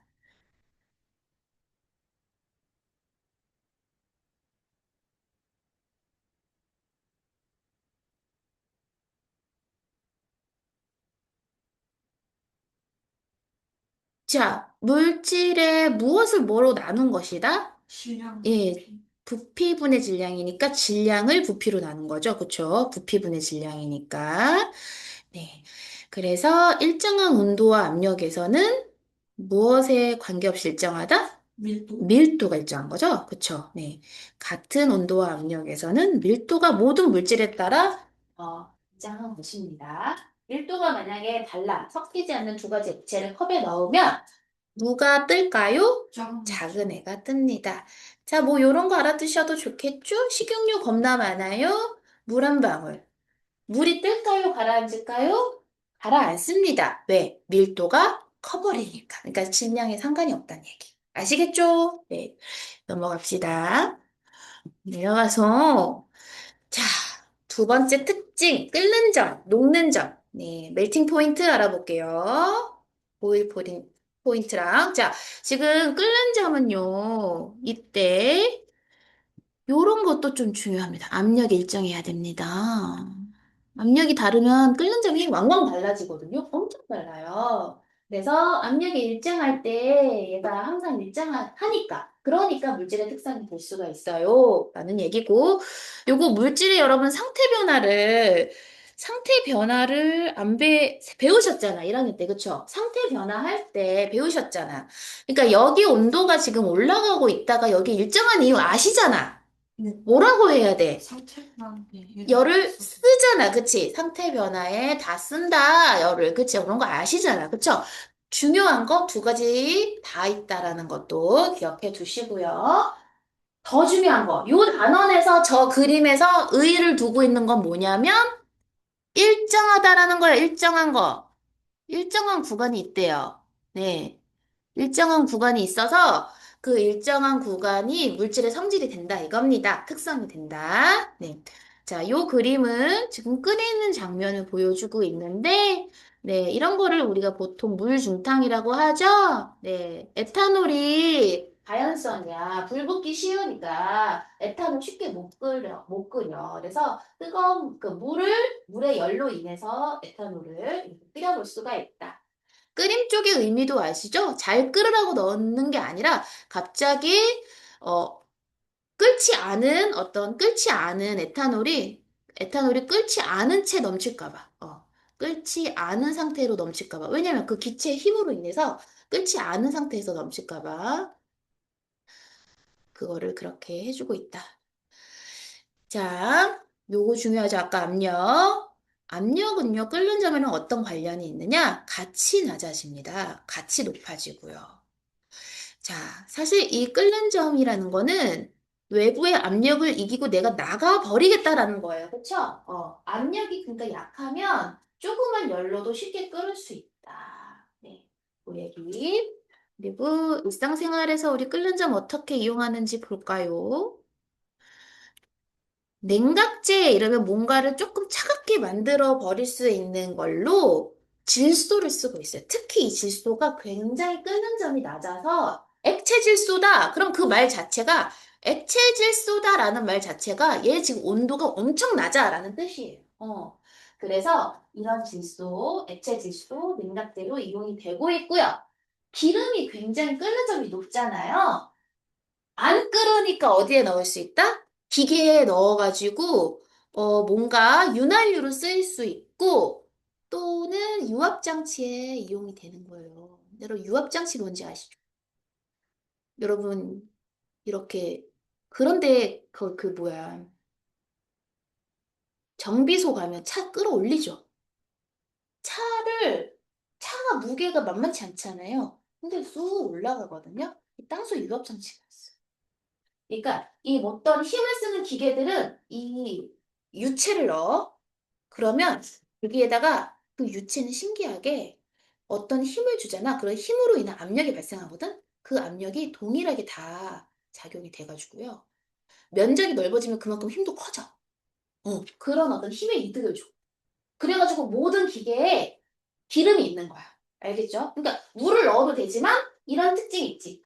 끓지 않잖아. 그러니까 물은 막 끓어버리니까 끓지 않으니까 이런 애들을 넣어주는 거야.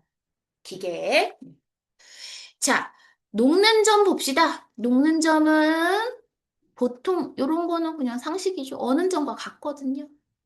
그래도 녹는 점, 어는 점 다르게 말해야 되거든요, 여러분. 똑같이 말해버리면 안 되고요. 이렇게 일상생활에서 녹는 점이 낮아가지고 좋은 게 뭐냐면 퓨즈 대표적으로 있거든요. 우리 집 앞에 입구에 이렇게 퓨즈를 달아 놓으면 모든 전자제품을 쓸 때 만약에 우리 저기 태균이가 나 너무 너무 막 할 일이 많아. 태균이가 바쁘고 컴퓨터 깨다고 다 작동을 시켰어. 막 했어. 막 연락에 열일을 하고 있어.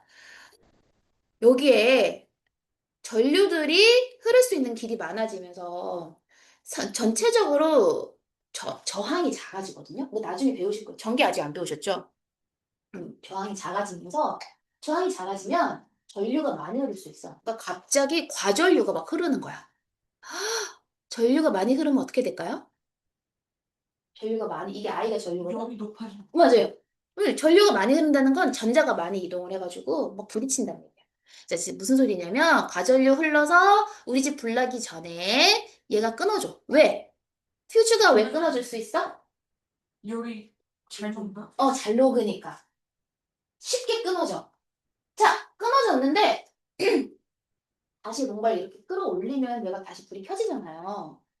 어떻게 그런 줄 아시나요? 왜 끌어올리면 바로 될까? 퓨즈가 끊어져 버렸는데. 다시 새 걸로 교체하는. 맞아요, 맞아요. 이 퓨즈를 보통 요런 데다가 이렇게 넣어놓고, 요런 모양 보신 적 있죠? 여기 은색이고, 그쵸? 그쵸? 그러니까 여기 끊어지잖아? 그럼 요게 교체가 되는 거야. 올린다는 게, 요만한 알갱이가, 요건 끊어졌어도 요게 다시 교체가 돼, 그 순간. 그래서 연결이 되는 거예요. 반대로 녹는 점이 높은 걸 이용하는 거는 이런 비행기 엔진 같은 거. 어. 그래가지고 이거 니켈만 있는 거 아닐걸? 여러 가지 막 합성을 시킬걸요? 녹는 점을 최대한 높이려고. 네. 이 고체 접착제가 납땜입니다, 납땜. 납땜도 그렇게 볼 수가 있고요. 자, 책에서 이런 것도 물어보고 있거든요. 우리 녹는 점, 끓는 점 같이 이야기했는데, 이 물질의 상태하고 이 녹는 점과 끓는 점, 네, 보시면은 여러분들이 이거 맞출 수 있어야 되는데, 예를 들어서 어떤 물질이, 녹는 점이 10도야. 근데 끓는 점이 예를 들어서 뭐 뭐야? 네. 이러면 이 친구 지금 현재 무슨 상태예요? 현재 상온이? 그쵸? 상온이 한 20도라고 생각을 했을 때, 네, 여기 지금 액체다라는 거죠. 그쵸? 근데 만약에 녹는 점이, 25도야.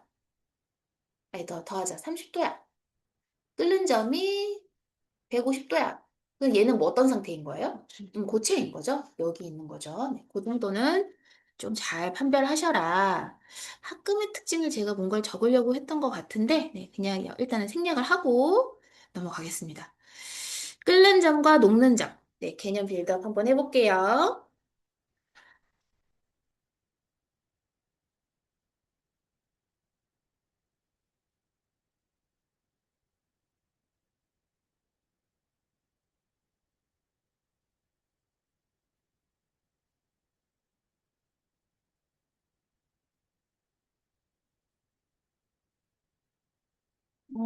시우라, 창문 살짝 한번 열어볼래? 네, 조금 춥겠지만, 살짝 환기를 좀 시켜보겠습니다. 네, 네, 네. 되셨어요. 네. 어느 번호가 아마 좀 쉬울 거예요. 시우리도 좀 쉬울 거고. 너무 정신이 밝아. 네, 맑아지죠? 네. 기분이 좀 나아지죠? 네. 굉장히 우울했다가 지금. 토요일 날 아침부터. 오늘 일요일 날 아침. 이따 또 들어야 되고. 막 이러면서. 여러분, 끓는 점하고 녹는 점이 무엇에 관계없어요? 야, 네. 이거 종류 아니죠? 종류에 따른 다르죠. 또 물질의 네, 종류.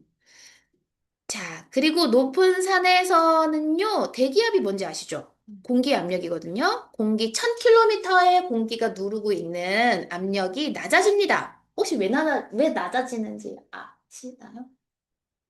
압력이 낮아져. 공기가 별로 없어지죠? 왜냐면 어. 중력이 약해지면서 공기가 별로 없어집니다. 그래서 보통 기본적인 지표면에서의 대기압은 1기압이거든요. 그 1기압보다 낮아진다는 얘기예요. 그럼 끓는 점 어떻게 될까요? 낮아요. 같이 낮아져. 압력하고 똑같이 낮아져요. 그럼 여기에서 키포인트. 이걸 산처럼 이렇게 낮출 수 있는 방법이 있는데 요것보다 요 시럽이 좀 좋겠다. 너희들 감압장치 아시죠? 감압장치에다 물, 굉장히 뜨거운 물을 넣었다. 쳐봐. 그러니까 끓진 않아. 거의 한 95, 4 이래. 뜨거운 물 넣고 공기를 막 빼. 어떻게 될까? 자, 끓었지? 끓은 이유는 뭐야? 확률이 낮아져서. 압력이 낮아졌지? 자, 그럼 여기서 얘가 끓는 순간은 100도일까요? 아니요. 아, 맞아요. 끓었다고 해서 온도도 같이 올라가는 건 아니에요. 아시겠죠? 온도는 95도야. 근데 끓고 있는 거야. 알겠죠? 예. 일정한 압력에서 같은 색의 불꽃으로 가열을 했더니 녹는 점에 도달할 때까지 걸리는 시간은 이거 혹시 어떻게 되죠? 길어져요. 당연히 이제 양이 많아지면 길어지죠. 예. 하지만 녹는 점은 어떨까요? 일정합니다. 네, 요런 그래프라는 거죠. 얘가 이렇게 달라진다. 시간이 이렇게 길어지지만 일정하다라는 거. 아유, 화이팅, 화이팅. 자, 물질의 특성, 용해 이야기를 해보도록 하겠습니다. 이 용해도 때문에 망치는 친구들이 많아요. 용해도. 굉장히 생소하죠. 그렇죠. 자, 여러분들. 일단 녹이는 건데요. 용매의 용질이 녹는 거고요. 융해 아닌 거 아시죠? 융해는 어떨 때 융해라고 하죠? 상태 변화하는 거죠. 그쵸? 융해는 고체가 액체로 될 때죠. 그쵸? 그때 융해고 이건 용해. 용매와 용질이 녹는 거예요. 그래서 얘가 녹아가지고 보통 고체와 액체를 서로 녹이는데 보통 그때 고체가 용질이잖아요. 그리고 액체가 용매거든요. 그러면 둘 다 액체일 때는 어떻게 할까? 예를 들어서 소주가 그렇거든? 물하고 에탄올이 녹은 거란 말이야. 그럼 그때 누가 용매고 누가 용질이야? 에탄올이 용. 농도 차이. 용. 농도 차이, 비슷해서 양의 차이야. 그러니까 아. 그 중에 더 많이 차지하는 게 소주는 누가 더 많아요? 물이 많죠. 소주 몇 퍼센트예요?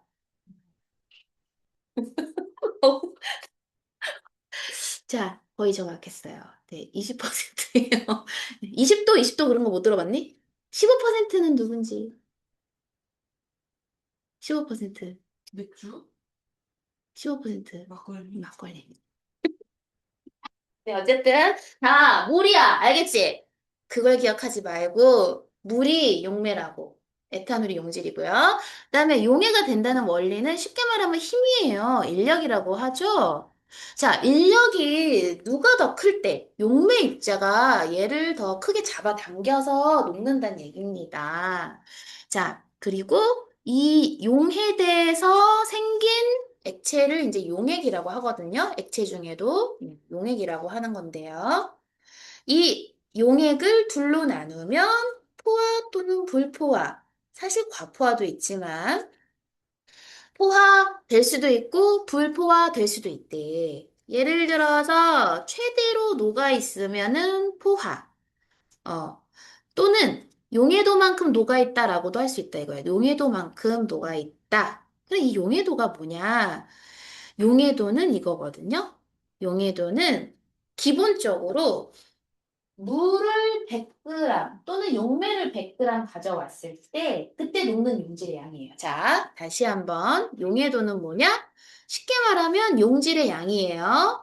근데 어디에? 용매 100g에 기준이 100이라니까 얘들아. 100g에 뭐 해야 돼요? 녹는 거예요. 녹는 용질의 양이 용해도인데 그 딱 용해도만큼 녹았다 이런 포화 용액이다. 최대로 녹았다 또는 용해도만큼 녹았다. 아직 안 녹았다. 불포화. 자, 과포화는 뭐냐면 최대한 녹을 수 있는 양을 초과를 했어. 근데 이게 가능하냐? 가능해. 가능해. 약간 조절. 얘를 건들지 않으면 돼. 어, 절대 충격을 안 주면은 최대한 녹을 수가 있어. 근데 만약에 충격을 딱 주면 이제 못 녹고, 열정이 확 나. 자, 요 그래프 한번 보시겠습니다. 그래프에서요, 여기 있는 요 곡선을 용해도 곡선이라고 하거든요. 자, 이게 무슨 소리냐? 그러니까 예를 들면 여기에서 뭐 다양한 문제를 한번 풀어보자 했는데 제가 여기 여러분 한번 그림 그려보실게요. 어떤 물질을 물에 녹입니다. 물 100g에 녹였어요. 자, 물 100g에 녹였어. 어떤 물질이 다 녹았더니 한 10도에서 10g 녹았네 라는 거야. 최대한 녹은 거야. 근데 그 물질의 온도를 높여봤더니 한 30도까지 높였더니 꽤 녹는 거예요. 네. 중간중간에 어떤 양들을 다 조사를 해가지고 그래프로 표현을 한 게 용해도 곡선이라는 거죠. 그쵸? 그러면 이거는 같은 압력, 같은 온도라면 이거는 물질마다 이 용해도 곡선이 다 정해져 있다 이거야. 근데 반면에 이런 애들이 있는가 하면 이런 애도 있어. 소금. 소금은 어때요? 거의 안 변해. 소금은 온도가 올라간다고 해서 더 높질 않아. 그래서 천만다행인 게 소금이 온도에 따라 너무 용해도가 많이 변하면 수중 생물들 생태계가 다 망가집니다. 예. 왜냐면 짠물에 갑자기 적응을 할 수가 없거든요. 너무 짠물에. 자, 그래서 용해도 곡선은 이렇게 물질마다 다르게 나타난다. 그러면 보세요. 이 빨간 선이 A 물질이고 파란 선이 B 물질인데 파란 친구를 지금 30도짜리를 갖고 왔는데 10g만 녹였네. 그러면 이 친구는 현재 어떤 상태라고 할 수 있나요? 네, 불풍화. A도 불풍화. 그렇죠? 네, 그렇게 된다는 얘기죠. 그렇죠? 네. 내려가서 용해도 이야기를 아까 했는데 다시 용매 100g에 최대로 녹을 수 있는 질량 100이 기준이고요. 여러분들 그럼 만약에 이런 거 한번 물어봐도 될까요? 원래는 용해도가 50이래요. 50g per 물 100g이라고 할 수 있겠죠? 근데 그 물질을, 이게 용해도는 또 온도가 필요해요. 뭐 20도씨에서 이랬다 쳐봐. 근데 같은 온도에서 물 50g에 녹을 수 있는 양은 얼마예요? 최대로 녹을 수 있는 양? 그쵸. 요게, 요 양이 줄어들면 요것도 정확히 줄어들죠. 그쵸. 그거 계속해서 여러분들 귀찮게 만들거든요.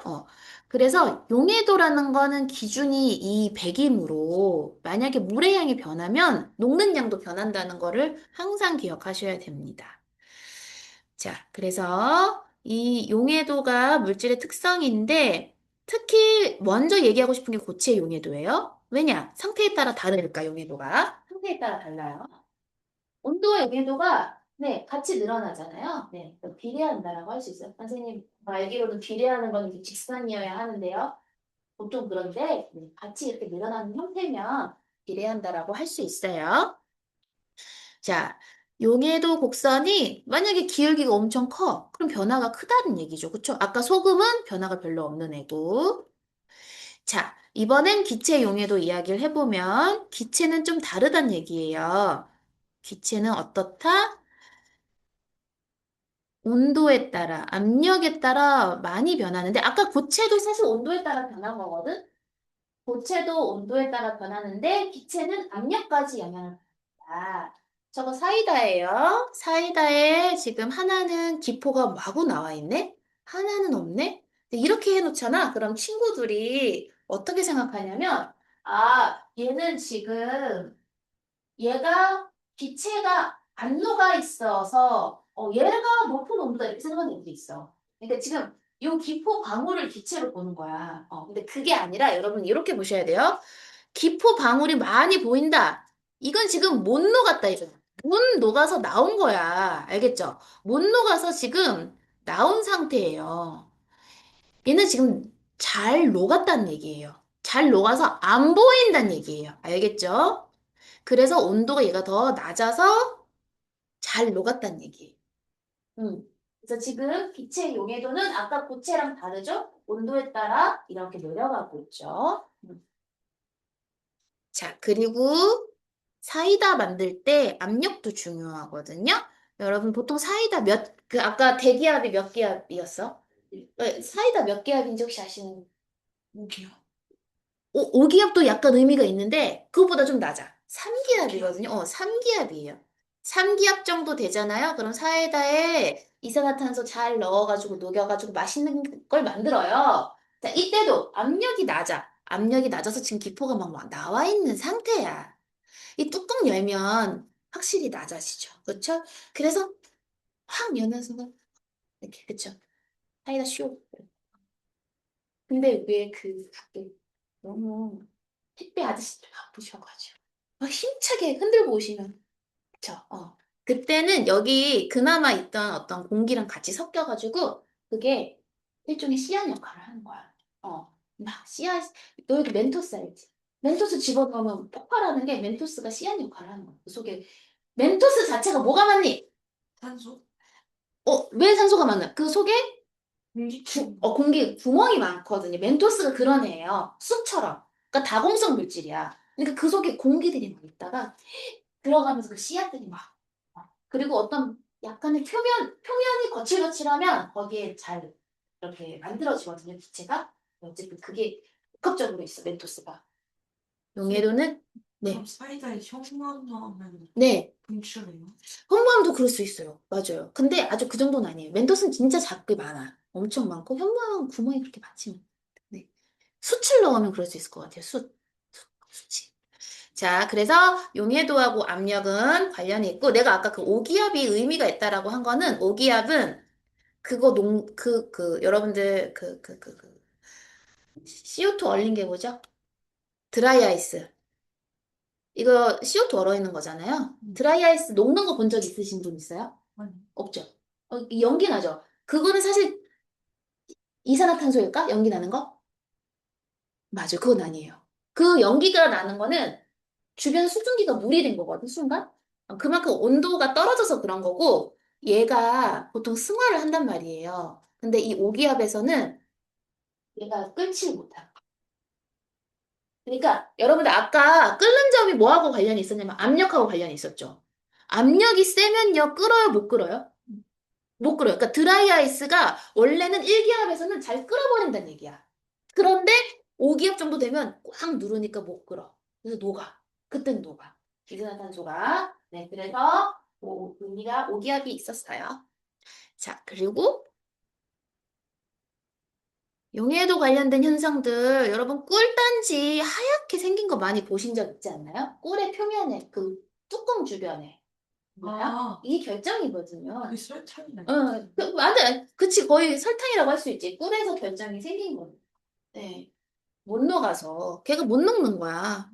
그리고 산소 용해도가 작아지니까 물고기들이 수면 근처에서 뻐끔거리는데 이거를 그렇게 생각하는 그 공기 자체를 얘가 이렇게 뻐끔해서 숨 쉬는 건 아닌 거 아시죠? 물고기가. 공기 자체를 바로 그렇게 하는 게 아니라 물과 같이 녹여서 물에 녹은 산소를 아가미로 걸러내는 겁니다. 그리고 잠수병. 여러분, 잠수병 기본적으로 무서운 병인데요. 여기도 설명이 있어요. 수압이 낮아져서. 잘 봐. 원래 우리 공기 중에 질소를 받아들이거든? 받아들이지만 질소가 못 녹아, 잘. 우리 몸 속에서 못 녹는다고. 근데 어떨 때 녹는다? 깊은 바다 가면 뭐가 세지죠? 압력. 압력 세지면서 누가 녹았어? 질소가 녹아버린 거야. 혈액 속에.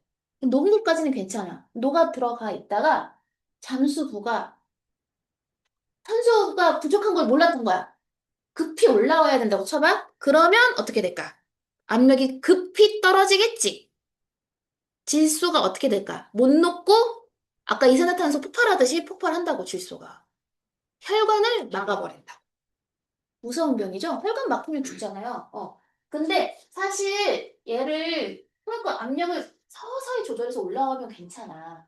근데 좀 급히 올라올 때는 바로 위험한 병이 발생할 수 있습니다. 그게 용해도와 관련이 있다.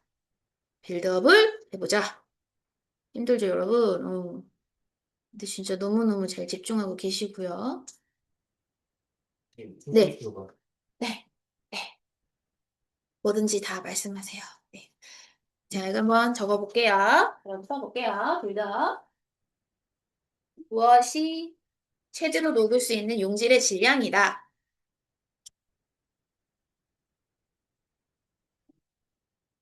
시율 학교에서 용해도 배웠어? 아, 배웠어. 그래, 그래서 보통 요새 밀도를 하는구나. 밀도 수행평가. 저 용해도까지 끝냈어. 끝냈어?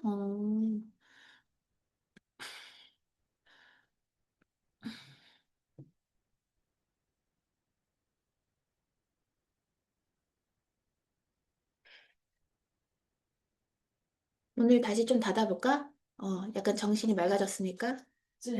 저 여기서 어, 있기 때문에 맞아, 맞아. 여기가 그래, 그래. 요 앞으로 오세요. 거기가 좀 덥죠?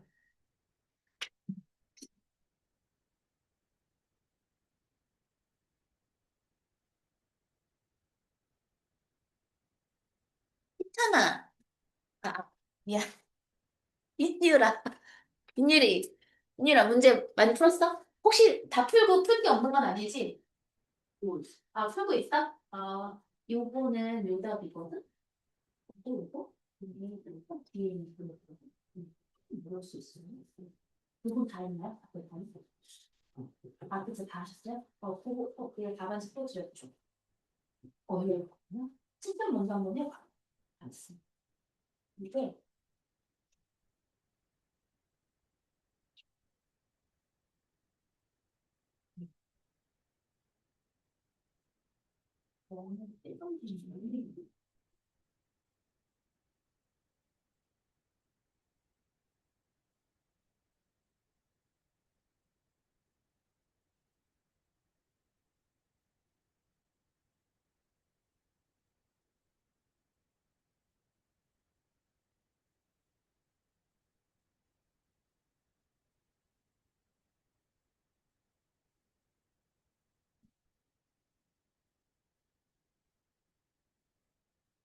뒤에 거 하는 거죠.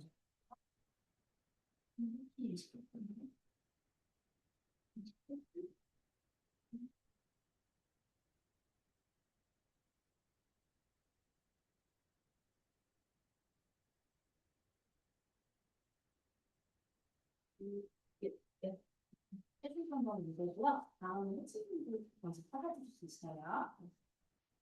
심사네. 잘했어, 잘했어. 요거 있지 않았어. 피크닉을 아직 없네. 피크닉 기다리지 말고. 먼저 맞춰볼게요. 네. 어떤 온도에서, 네, 어서 와, 태균아. 용매 베개에 녹을 수 있는 질량이 뭐라고? 용해도라고요. 그쵸? 용해도는, 네. 그냥 질량이에요. 용질의 질량. 네. 그래서 물질의 특성이 돼요. 네. 아니, 변하잖아요. 용해도가 막 변하잖아요. 변하는데, 용해도 곡선이 모든 물질마다 정해져 있어. 그리고 그 양과 온도만 맞춰주면 다 일정하다는 얘기예요. 고체 용해도입니다. 대부분. 온도 높을수록 커지죠. 그쵸? 같이 커지죠? 기체는 온도가 낮아야죠. 사이다 떠올리시면 돼요. 맛있는 사이다. 온도가 낮아야지. 그치? 그리고 압력이 높아야 됩니다. 3기압 정도 돼야 됩니다. 자, 여러분들, 그 다음에 쉬시고 싶으시겠지만 조금 더 나가볼게요. 순물질, 지금부터 우리가 본격적으로 이제 이 단원에 의도가 나오고 있는 거야. 그 의도가 뭐였어? 혼합물 분리가 목적이었지? 그래서 이제 그게 나오고 있는 거야, 얘들아. 네. 자, 이 세상에는 이런 물질이 있대. 순물질이 있고 혼합물이 있대. 자, 한 가지 물질로만 이루어진 물질이래. 이게 뭔 소리야? 한 가지 물질은 또 물질이라고 하면 좀 헷갈리잖아. 그쵸? 요렇게 기억하시면 좋아요. 한 가지, 한 개의, 한 개의 뭐다? 원소로 이루어졌거나, 네. 또는 한 개의 성질만 있는 물질이에요. 한 개의 성질. 자, 이게 무슨 소리냐면, 여러분들, 보시면은, 원소기호 혹시, H A U 맞아요. A유죠. 그쵸. 여러분 또 이렇게 쓰면 안 되는 거 아시죠? 네. 이거 뭔지 아시는 분? 시리 모르나? 1AU 이러면. 이름 바꾸는 아, 아, 감면은 아닌데 이게 비슷해. 이게 그냥 이게 1억 5천만 킬로미터인데 왜 이렇게 붙여놨을까? 지구에서 태양까지 가게. 그거를 보통 이렇게 말해요. 그냥 네. 여러분 설탕이랑 포도당이랑 비슷하잖아요. 아까 포도당이 뭐였어? 단당류인데 아니 그 어떤 원소 기호가 있었어? 포도당에? CH. 그렇죠. CHO 다 있죠. C6H12, O6 있죠? 네, 요런 것들. 물은 혹시 H2. 네, 산소는 혹시 여러분? 예, 그렇죠. 자, 보시면은요, 산소하고요, 이 금은요, 딱 한 가지 원소죠. 그쵸? 그리고 얘네들은, 두 가지 이상의 원소인데, 혼합물이라고 하지 않아요. 왜 그럴까? 성질이 딱 하나야. 그럼 무슨 소리냐? 혼합물부터는요, 두 가지 이상의 순물질이 섞여 있는 거예요. 그러니까 이 바닷물에는 소금이라는 친구도 있고 물이라는 성질을 가진 친구도 있죠. 두 가지 성질을 가진 친구가 다 섞여 있는 거예요. 여러분, 물은 산소와 수소가 합해져 있어서 산소의 성질과 수소의 성질이 있죠? 아니죠. 아, 없죠. 완전 다른 성질을 사라져. 이해되시죠? 헷갈리면 안 돼. 내가 걸고 넘어졌거든. 그러니까 성질이 하나만 있거나 원소가 하나거나 알겠죠? 네. 혼합물은 두 가지 이상의 순물질이 섞이면 혼합물이야. 암석 대표적인 혼합물. 근데 이 중에서도 이 소금물하고 우유를 또 어떻게 구별하냐면 얘가 투명하잖아요. 그죠? 꽤 투명하죠? 얘는 불투명하죠. 네. 그래서 이거는 골고루 섞였다. 얘는 그렇지 않다. 그래서 대표적으로 이렇게 잘 녹아있는 게 용액이라고 하는 거죠. 그 중에서도. 자, 그리고 암석도 불투명한 편인데 합금은 또 우리가 그렇게 안 봐요. 갑자기 이거 부르는 용어가 있는데 기억이 안 나네. 네. 그 뭐라고 하는데 기억이 안 나네. 맞대? 아니, 투명한 경우, 불투명한 경우를 불균일, 불균일. 혼합물을 그렇게도 나눠. 바닷물하고 공기는 균일에 해당이 돼. 그래서 투명하잖아. 얘네들은 불균일이야. 어. 근데 고체 중에 합금은 또 균일에 들어가. 골고루 섞였다라고 보거든요. 이렇게 해서 혼합물들을 구별을 할 수가 있고요. 자, 이제 순물질을 섞어서 혼합물을 만들잖아요. 한번 보자. 스테인리스 조리기구 많죠. 철이라는 순물질과 크롬륨이라는 걸 섞은 겁니다. 섞어서 적절하게 열에도 강하고 부식에도 강한 철은 녹슬잖아. 그런 조리기구를 쓰겠죠. 자동차 냉각수가 물 많이 넣어야 되거든요. 이유가 뭘까, 혹시? 물에 여러분 열 배우셨죠? 비열이 크기 때문이에요. 비열이 크면 이 친구가 굉장히 열을 잘 품고 그 열을 이제 자동차에서 나오는 열들을 자기가 잘 품을 수 있잖아요. 그렇죠? 그래서 비열이 크니까 물을 쓰는데 물만 쓰면 안 돼. 왜 그럴까? 문어 쓰면 끓잖아. 온도. 근데 이제 보통 이제 날씨가 이제 막 차가 뜨거우니까, 그럴 수도 있긴 있구나. 맞아. 그럴 수도 있는데, 보통 어는 게 문제예요. 어는 거. 우리나라에서. 그래서 얼지 않게 하려고 이런 친구들을 같이 섞어서 만든다는 얘기예요. 어. 왜냐면 어는 점이 떨어져. 어. 여러분들 혼합물에서부터 순물질을 분리하는 경우 이제 굉장히 많거든요. 네, 질소를 분리해가지고요. 또는 산소 분리해가지고요. 이용을 합니다. 이제 분리하는 방법을 배울 거고요.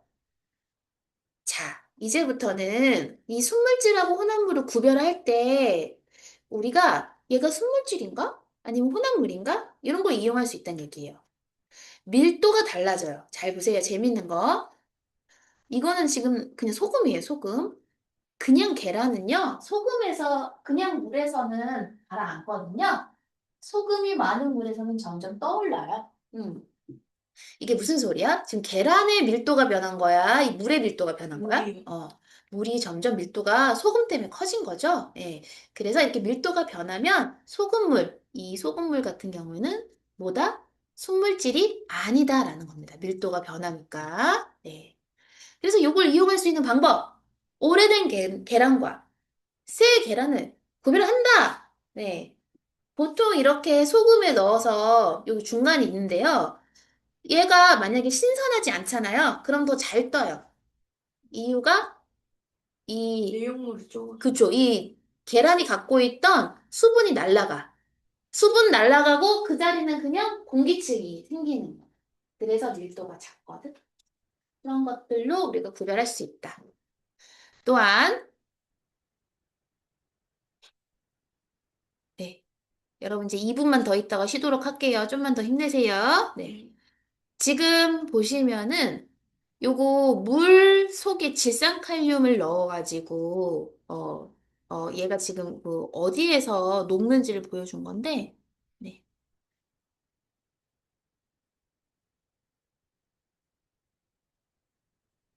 요 얘기하기 전에 요거 먼저 얘기할게요. 자, 끓는 점과 녹는 점도 어떻게 활용할 수 있느냐? 끓는 점이 변하거든요. 소금물이 물보다 더 높은 온도에서 끓어요. 이유가 소금이 못 끓게 해. 물을. 자, 물이 날아가려고 그래. 소금이 잡아. 음. 그러니까 보통 물이 100도씨에서 끓어버린다면 소금 때문에 물이 점점 좀 높은 온도에서 끓어. 근데 끓기 시작했다고 쳐봐. 점점 더 높은 열이 필요해. 그러니까 이유가 뭐냐면 처음에 소금 50, 물 50이 있었다 쳐보자. 뭐 그러면 안 되겠지만. 근데 물이 이제 날아가면서 물의 양이 점점 줄죠. 그쵸? 그럼 아까 50이 계속해서 더 적은 양의 물을 잡아당기기 때문에 더 많은 열이 필요한 거예요. 뚫고 나가려면. 그래서 끓는 온도가 점점 올라가. 그래서 라면 끓일 때 좋대. 이유가 이제 열을 더 많이 줄 수 있으니까 좋다 이거죠. 물이 그냥 다 날아가 버리면은 맛있게 끓일 수가 없는데 높은 열을 주니까. 네. 그리고 여기에서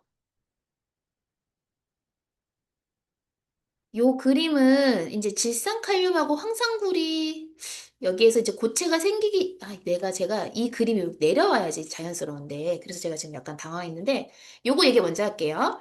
염화칼슘 제설제거든요. 제설제 녹이는 게 이제 제설제가 길에 뿌려져. 그러면 이 제설제가 스스로 녹아. 이게 무슨 소리냐면, 염화칼슘이 조회성이 있어요. 수분을 스스로 빨아들여가지고 녹아. 공기 중 수분을. 그래서 자기가 녹잖아. 그때 열이 발생해. 그 열로 눈을 녹인 거야, 일단. 봐봐. 제설제 자체가 눈을 녹이는 게 아니라 자기가 녹아서 녹으면서 발생한 열이 눈을 녹여. 근데 그렇게 녹은 눈은요, 그날 하루 종일 다시 안 얼어. 왜 얼지 않을까? 소금이 녹아있어. 그죠? 그 염화칼슘이 녹아있으면 혼합물이잖아. 그러면 녹는 점이 낮아져서 안 얼어. 그러니까 그날 하루 종일 쓸 수 있다. 네. 여러분 잠시 쉬었다가 12시부터 다시 또 진행할게요. 고생하셨습니다. 네. 이거 근데 1시까지 돼요? 네. 오늘 1시까지. 이거? 네. 힘들어요? 네. 지금 지원이는 9시부터 왔어요. 소금 뒤에 더 있으면. 뒤에 또 있어? 아유.